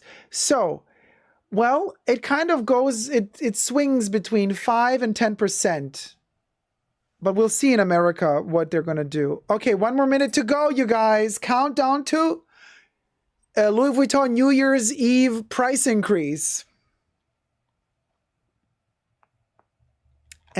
And if it's true that they increase the prices LA time, then they won't increase the price now. But hey, Just a Berry. Hi, Jacob. Long-time listener, first-time commenting. Hey, sweetie. Welcome to the live chats. I wanted to share that your energy is delightfully infectious. You are a sunshine in the void of YouTube. Love you all. Thank you so much. Just a Berry. Very kind of you. Thank you. Although you do know that I get a lot of criticism for some awkward reason. But I am a tough cookie. But I keep it real. So at the end of the day, you know what I mean? Oh, it's time? Okay, sorry, I'm blabbering on. Oh my God, okay, it's midnight, y'all. I am refreshing.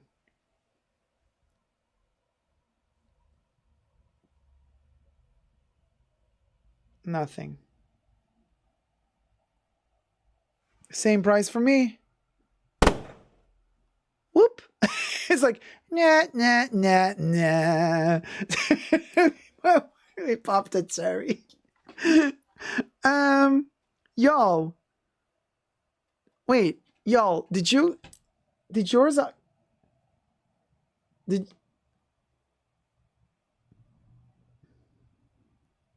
I know, Ingrid, isn't that insane? Hermes is becoming the cheapest option.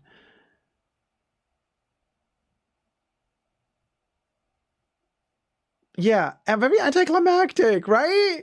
Wait, same prices are showing here in California. Oh, Monoglam? No, no, no, no.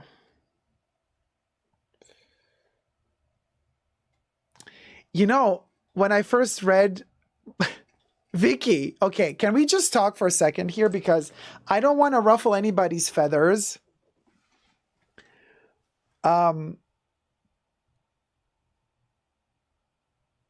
Damiano Morini, Pochette Accessoires is now 2020 Australian dollars. But when you first wrote Monoglam, I thought that you meant monogram, but for some reason you miswrote it. But now I realize you meant Monoglam.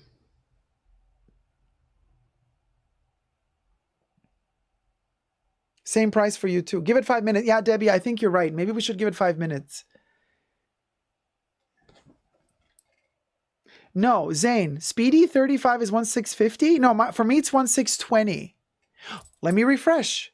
So I have Speedy 35 at $1,620 right now. Like, I can take a screenshot of that. And I can show you.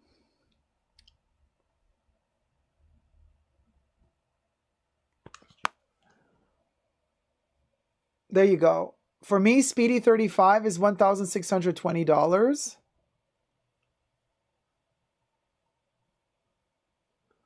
That's what I had before midnight. Oh, typo. Okay, clear the cache. I ain't got cash. I ain't got cash. But I got you, baby.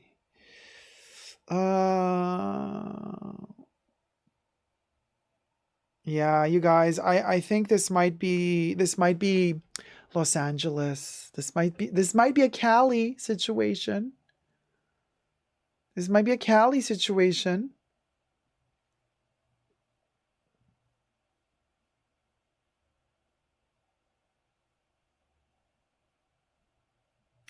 After Pacific time midnight, the price will change if there is any price increase in the USA. Keep all 50, still 2,500. All right, you guys. Well then, 'twas fun to have this countdown with you that, well, you know, at least we have now the new Australian prices, the new Singapore prices, we have the new European prices. We're just still missing the American, the US prices, better said.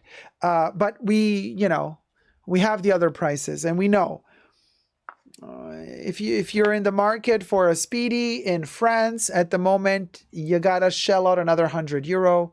If you're in the market for an Alma, you gotta shell out another €100 on top of what you would have shelled out yesterday. If you're in the market for an Everfull, they cost the same, didn't go up in price. If you're in the market for a Pack and Cube, they cost the same. And if you're in the market for Pochette Accessoires, this one did not go up in price and is coincidentally available online right now on the French Louis Vuitton website, as I've checked right before. So that's kind of cool that you can just get it so easily now, that it's kind of readily available. It was like, you know, for like 2 years, it was like so difficult to get.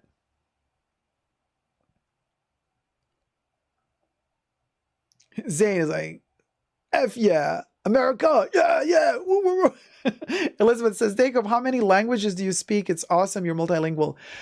I speak a lot of languages. 7, 6, 7-ish. Some more fluent, some less. $1,960. The Speedy in New York City, says Juliana. That is for the 25? Which size is that? Praying no price increase until the fall. Oh, Vicky. No, that's unfortunately... You mean after this one? There might be another one in August. And I'm telling you, I still have a sneaky suspicion that the small leather goods in Monogram will get a price increase in August, because the last price increase, okay, so when this one went up in price a couple of months ago, and the Speedies when they went up in price, this one didn't go up in price. Now with this latest price increase, this one still did not go up in price. So I think when they adjust their prices in the third quarter, oh, pardon me, very Wendy Williams moment. I mean, just a little burp away, Jacob, why not?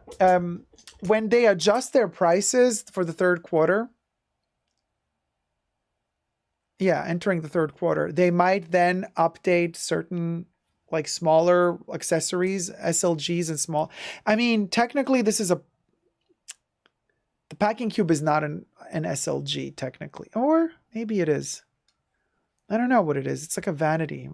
Yeah, it's an SLG. I don't know what it is. But anyway, I think in the third quarter, they're going to, when they adjust their prices, that's when these like smaller things are going to go up in price. Because you know how Louis does this. We've seen it happen throughout the years. They don't usually up everything all at once. They kind of split it up in chunks. And then they up certain things in this month, certain things in that month, and then third things in the third month. So all this to say what? All this to say that I don't believe that this June price increase is the last price increase this year. I don't think it is.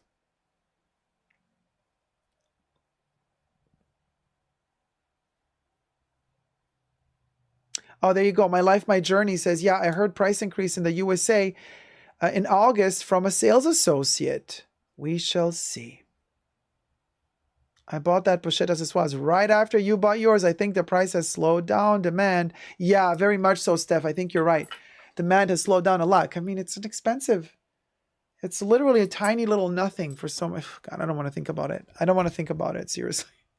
I got it now. I have it. I love it to bits. And Aja Amda, that's... Thank you guys so much for watching. I hope you've enjoyed this countdown to sad price increases together. And again, I don't know how to put into words how grateful I am that you flocked in so many to support me when that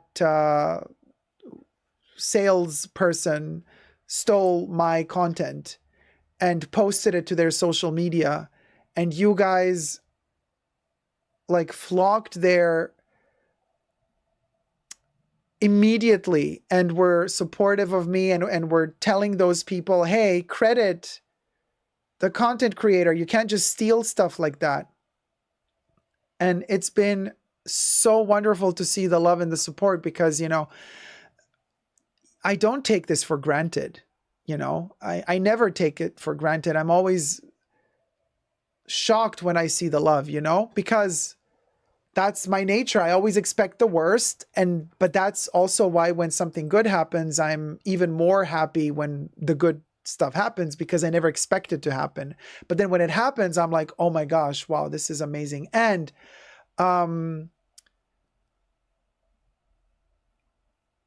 top of that, you know, there have been some weird comments underneath some of those videos, the stolen videos, like weird trolls coming for me and saying the most nasty stuff.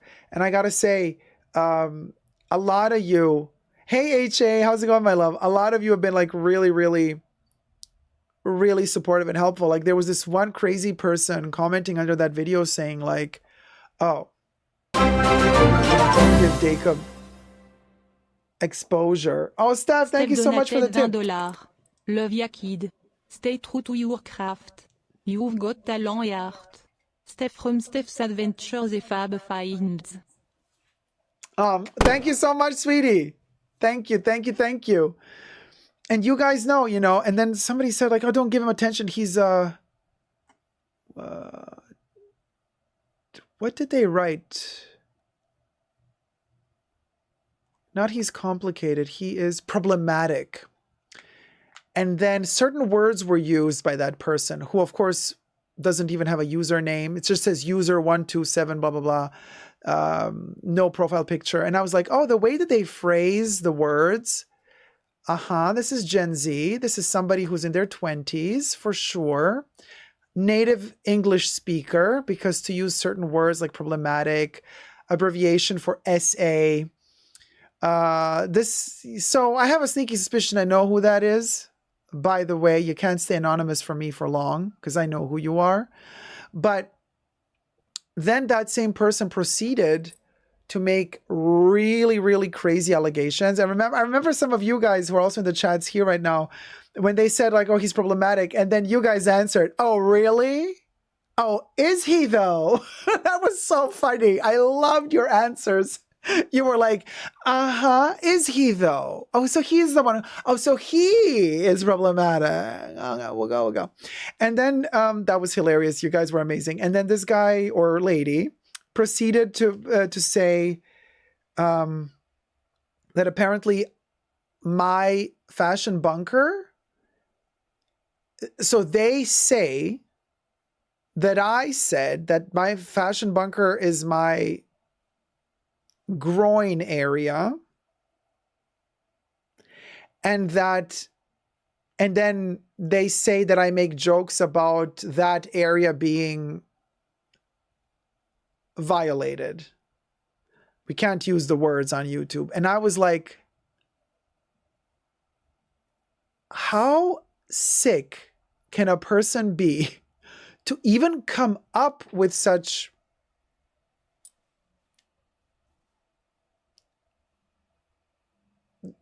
ideas? I don't know. Words, ideas, I don't know. Like how insane. Oh, Crybaby Uzagi was like, oh my God, I saw that comment. I was like, what the hell? Right? Anderson, I saw you were in the comments too, right? You were like, "Oh, is he though?" I was like, "Yes, queen." Like, so effed up. Of course, liars, Debs. Yeah, of course they were lying. Like, yeah, who hurt them? I don't know. Oh yeah, Pau. That user just made the. I think so too. Made the account just do it. But the funny thing is, again, they tried, but you guys stood strong, and this is the most beautiful thing, because this is why I mentioned that. Otherwise, I wouldn't even mention this troll comment, but I mentioned it for a specific reason, because even though this person tried to disseminate these lies about me, you guys immediately saw through the bullshit. You were like, "Oh, is he though? Sure, boo-boo, sure." All of you were like, yeah, whatever, girl, just go try to lie somewhere else. And I was like, yes, that's my people, because we know each other, you know what I mean? And it was so insane. No matter how. Okay, so my mom has a theory. I have a theory who it is, but my mom has a theory who it is. And my mom thinks that actually it was the person who stole my content who actually made the profile to comment that.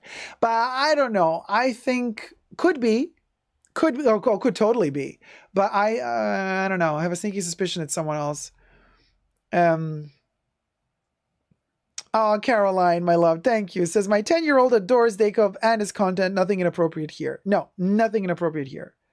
You know, sure, sometimes we get rowdy. Yes.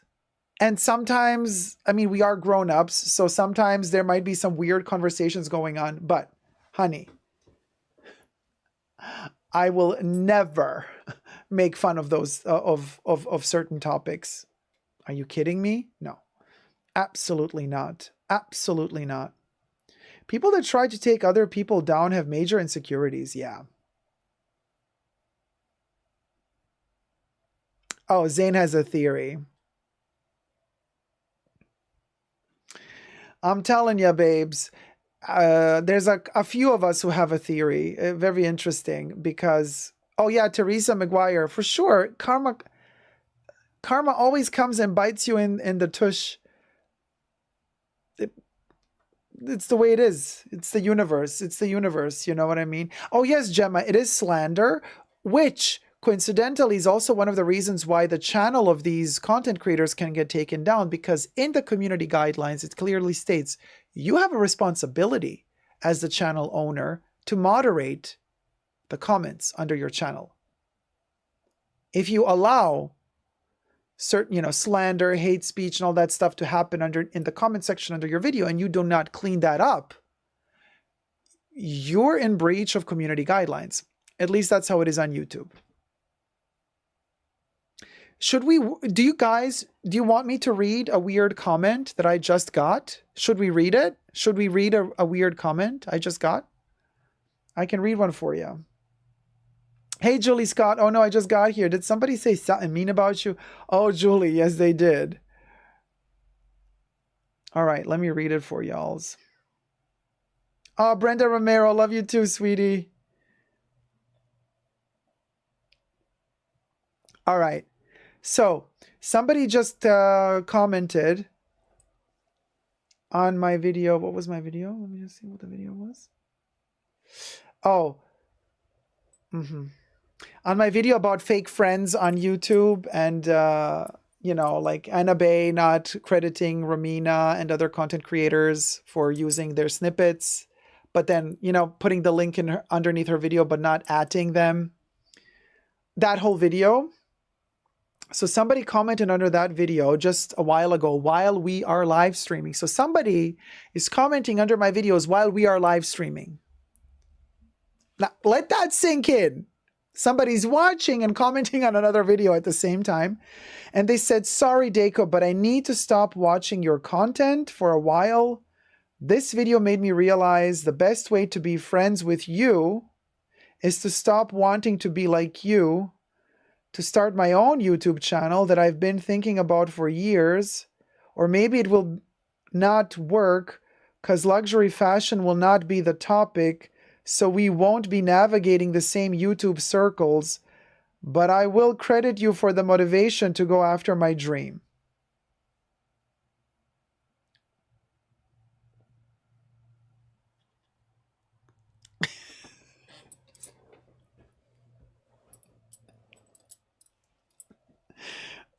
We'll go.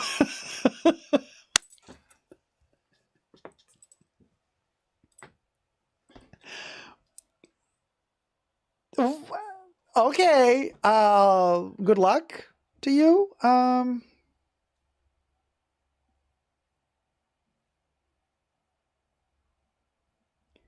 This is very confusing. I'm rereading it again, trying to like understand. Wait, what? Can you read that again? Yeah. So this person says, sorry, Jacob, but I need to stop watching your content for a while. This video made me realize the best way to be friends with you is to stop wanting to be like you, to start my own YouTube channel that I've been thinking about for years. Or maybe it will not work because luxury fashion will not be the topic, so we won't be navigating the same YouTube circles, but I will credit you for the motivation to go after my dream.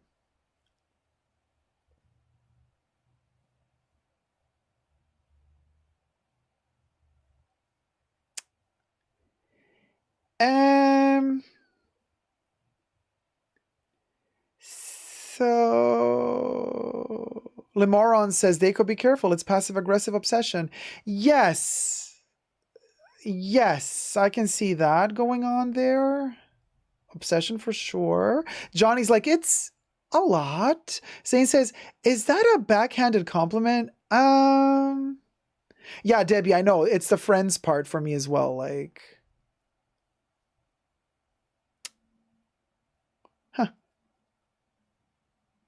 Ingrid is like, I hope it's not like my third glass of champagne that I think this is an obsessive person. It feels kind of obsessive-ish. Yeah, Julie, I don't know if that's meant to be mean. It's just weird. Okay, no, but I have a mean one as well.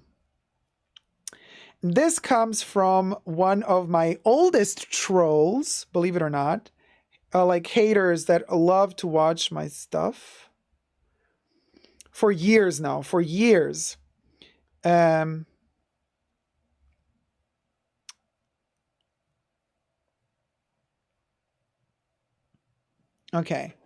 And this is a person that I think even before the pandemic, they were watching and commenting and being really mean, and I don't know. I just let them always comment because I thought to my, whatever, it is what it is. But it got to a point where literally like clockwork, the second I would post a video, the first comment under the video would always be them just being mean without any constructive criticism. And at one point I blocked them because they would also then try to come into the live chats. I'm like, stop disrupting. It's okay. We get it. You don't like me. That's okay. You don't have to like me. But now they commented under the Lux Collective. Oh yes, now so basically, this person now went to comment under a video that Lux Collective took from me. That video, how to pronounce Schiaparelli. And then this person has the audacity. It's always the same person, same username, same profile picture. Like they don't even care to hide who they are. And they write, I don't understand why you promote this troll. I'm the troll. You could use many different ways to present spelling of given brand. Now Jacob is playing a victim, sending his minions at you and pretending like he's doing some hard work. Do not feed him. He's not worth it. It's that last part that really got me laughing. Don't feed him, he's not worth it. And yet you, person who wrote this comment, I'm apparently living rent-free in your head since years now. So I must be worth it because you keep This same person went onto the purse forums years ago to try to talk shit about me on the purse blogs. What's it called? The purse blog forums. And so he would watch the live streams, but is blocked here because obviously only hate speech. And so was commenting live on the purse forum on the purse blog in the forums while watching me live. And now, years later, is still watching and commenting stuff like this underneath in the comment section under the video that Lux Collective took from my channel.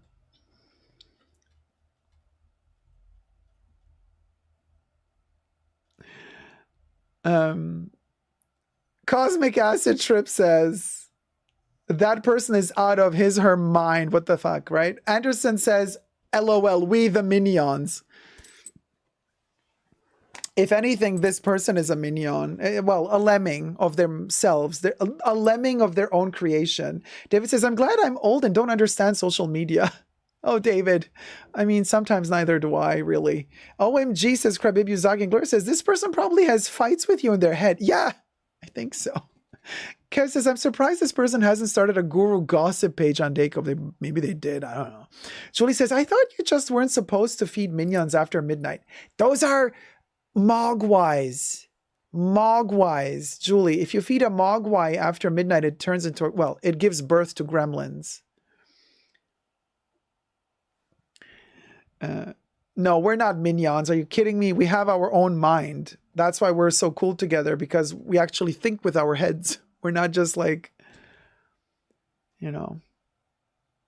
Oh, one big minion family? Okay, I'm fine with that because I love bananas too. So minions love bananas. So I'm good with that. Brenda says, the more people have access to your public image and content, the more you will be loved, but there will be more haters too. Two sides of the coin, unfortunately. Yes, Brenda, but thankfully, the love outweighs the hate, so we're good. As long as the love outweighs the hate, we're good. Jacob Minion merch. That'd be so cute. We're not allowed to do it, though. They're copywritten. Yeah. You see, unlike some content creators, we don't steal. We do it legally. Exactly, Heartbreak Hotel. Why are you so obsessed with me? Michael G says, I never understood the point of hate watching. Cosmic Acid Trip. Bananas! Yes! Banana! I love them. Crybaby Zaki. It's giving so obsessed with you to the point where they hate how much they want to be you. Yeah. I don't dare think what they want to do. Just, you know what I mean? I don't want to... I'll leave that to their imagination.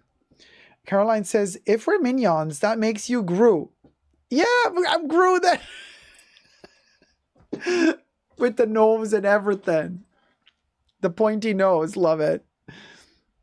Yeah, Bubbles should make a... Yeah, Zane, I should tell Bubbles, make a legally printable minion. Bubbles is going to be like, girl, will go, would not go.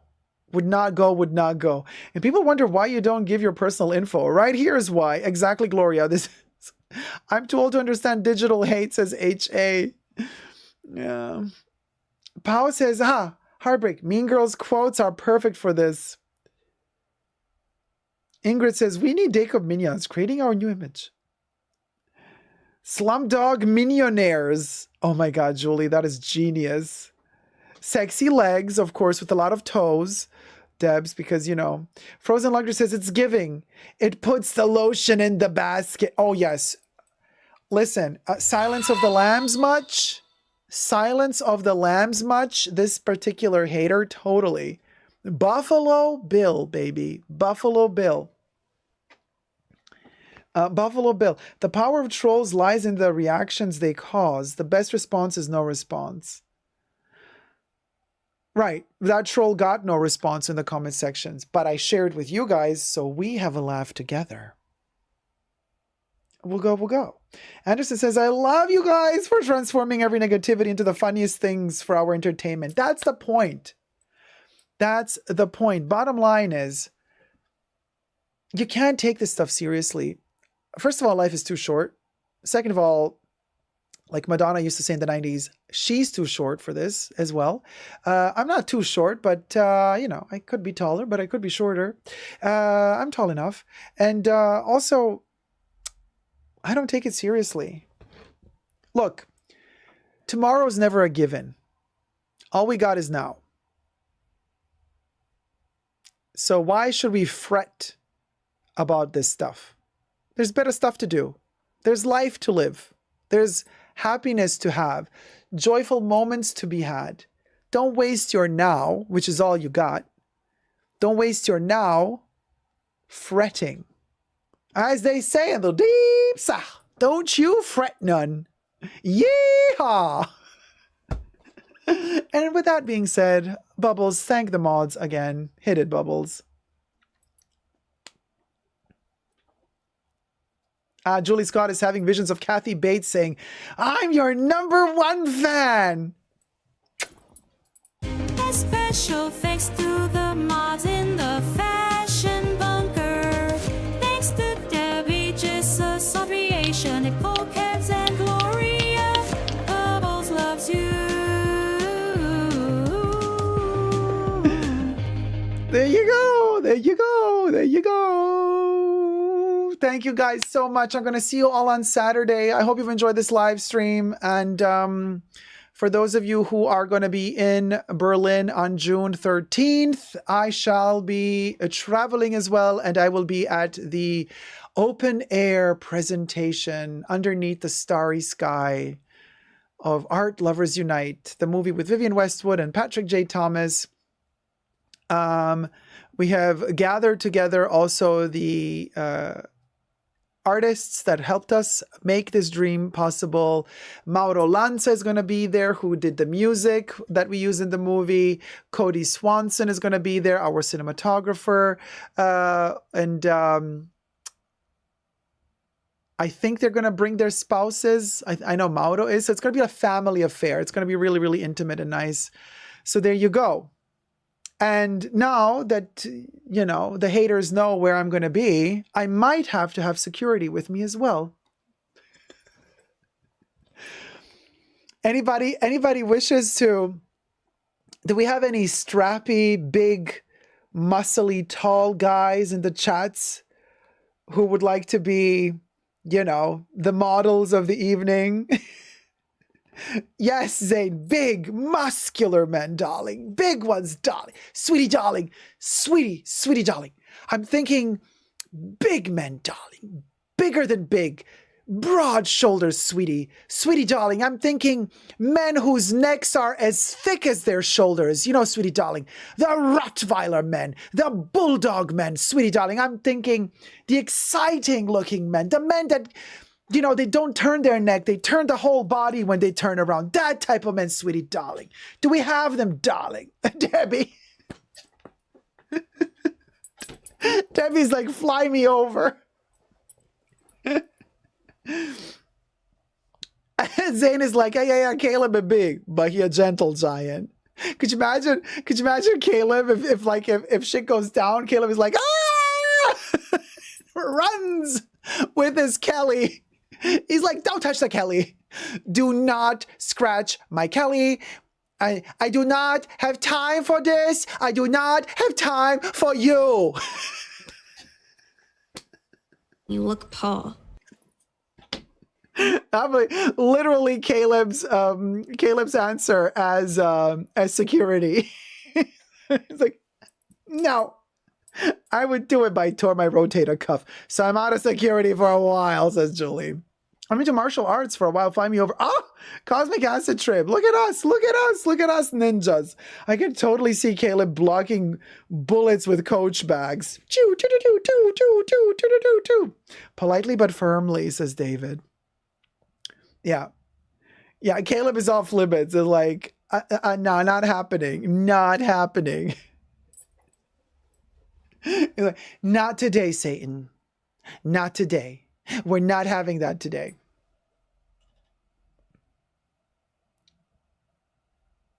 I am tiny, but I am a strong little lady. Look at us. We are literally a family of ninjas here in the chat. Everybody. You know what I mean? Like, we move in silence. You don't even know what hit ya. You know, we walk through the darkness. Nobody knows. Nobody knows. And all of a sudden, it's too late. By the time you realize what will go, it already hit ya, boo-boo. It already hit ya. What hit ya? The fashion bunker family hit ya, darling. The day cult is in the house. Okay, we'll go. So you guys, thank you so much. And I say we're living ferret. Hit it.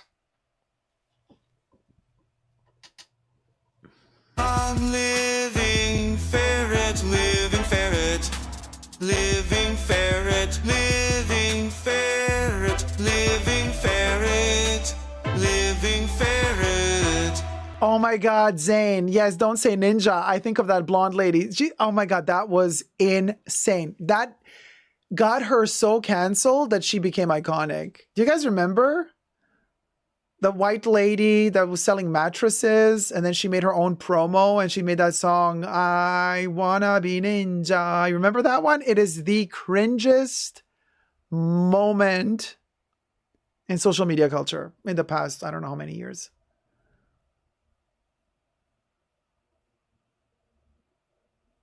Teresa says, I have multiple sclerosis, so I'm in a wheelchair. I could always run them down in my chair. Oh, you best believe you can. And also, we could install lasers in your wheels. So you could just like kind of turn. You could turn the wheelchair and be like the coolest of the bunch. You turn and then the laser lights just go like, phew, phew. You know what I mean? Lightsabers. Yeah. Yeah. Lightsaber in the wheelchair, baby. I'm telling you, that's a whole new form of Jedi. Living ferret. Livid ferret. Yeah, pew pew, David. Pew pew pew pew. Song is an earworm, unfortunately. I know. Just hit them with the new Chanel bag and watch it explode. Yeah, watch it melt. Cosmic Acid Strips. I'm 5'10". I would be your security guard wearing Kill Bill outfit, serving. Yes! Onitsuka Taiga. And that whole kind of yellow with the black stripes moment. Yeah. And everybody with lightsabers. Somebody on wheelchairs, somebody, we could have crooks, somebody who walks, somebody's with sneakers, high heels as well. I can see a lightsaber coming out of a high heel. That could look really cute. Nobody has ever done that before, by the way. Think of a high heel and the actual heel is a lightsaber and you turn it on and it goes like, somebody's going to steal that idea. The Bruce Lee outfit, Cosmic Acid Trip. Imagine in AI the bad sequels we could be. Live in ferret. In all the bad sequels we could be. We are the bad sequel. And I always wanted a Mercedes that squirted out permanent ink from the hood, emblem like a sniper.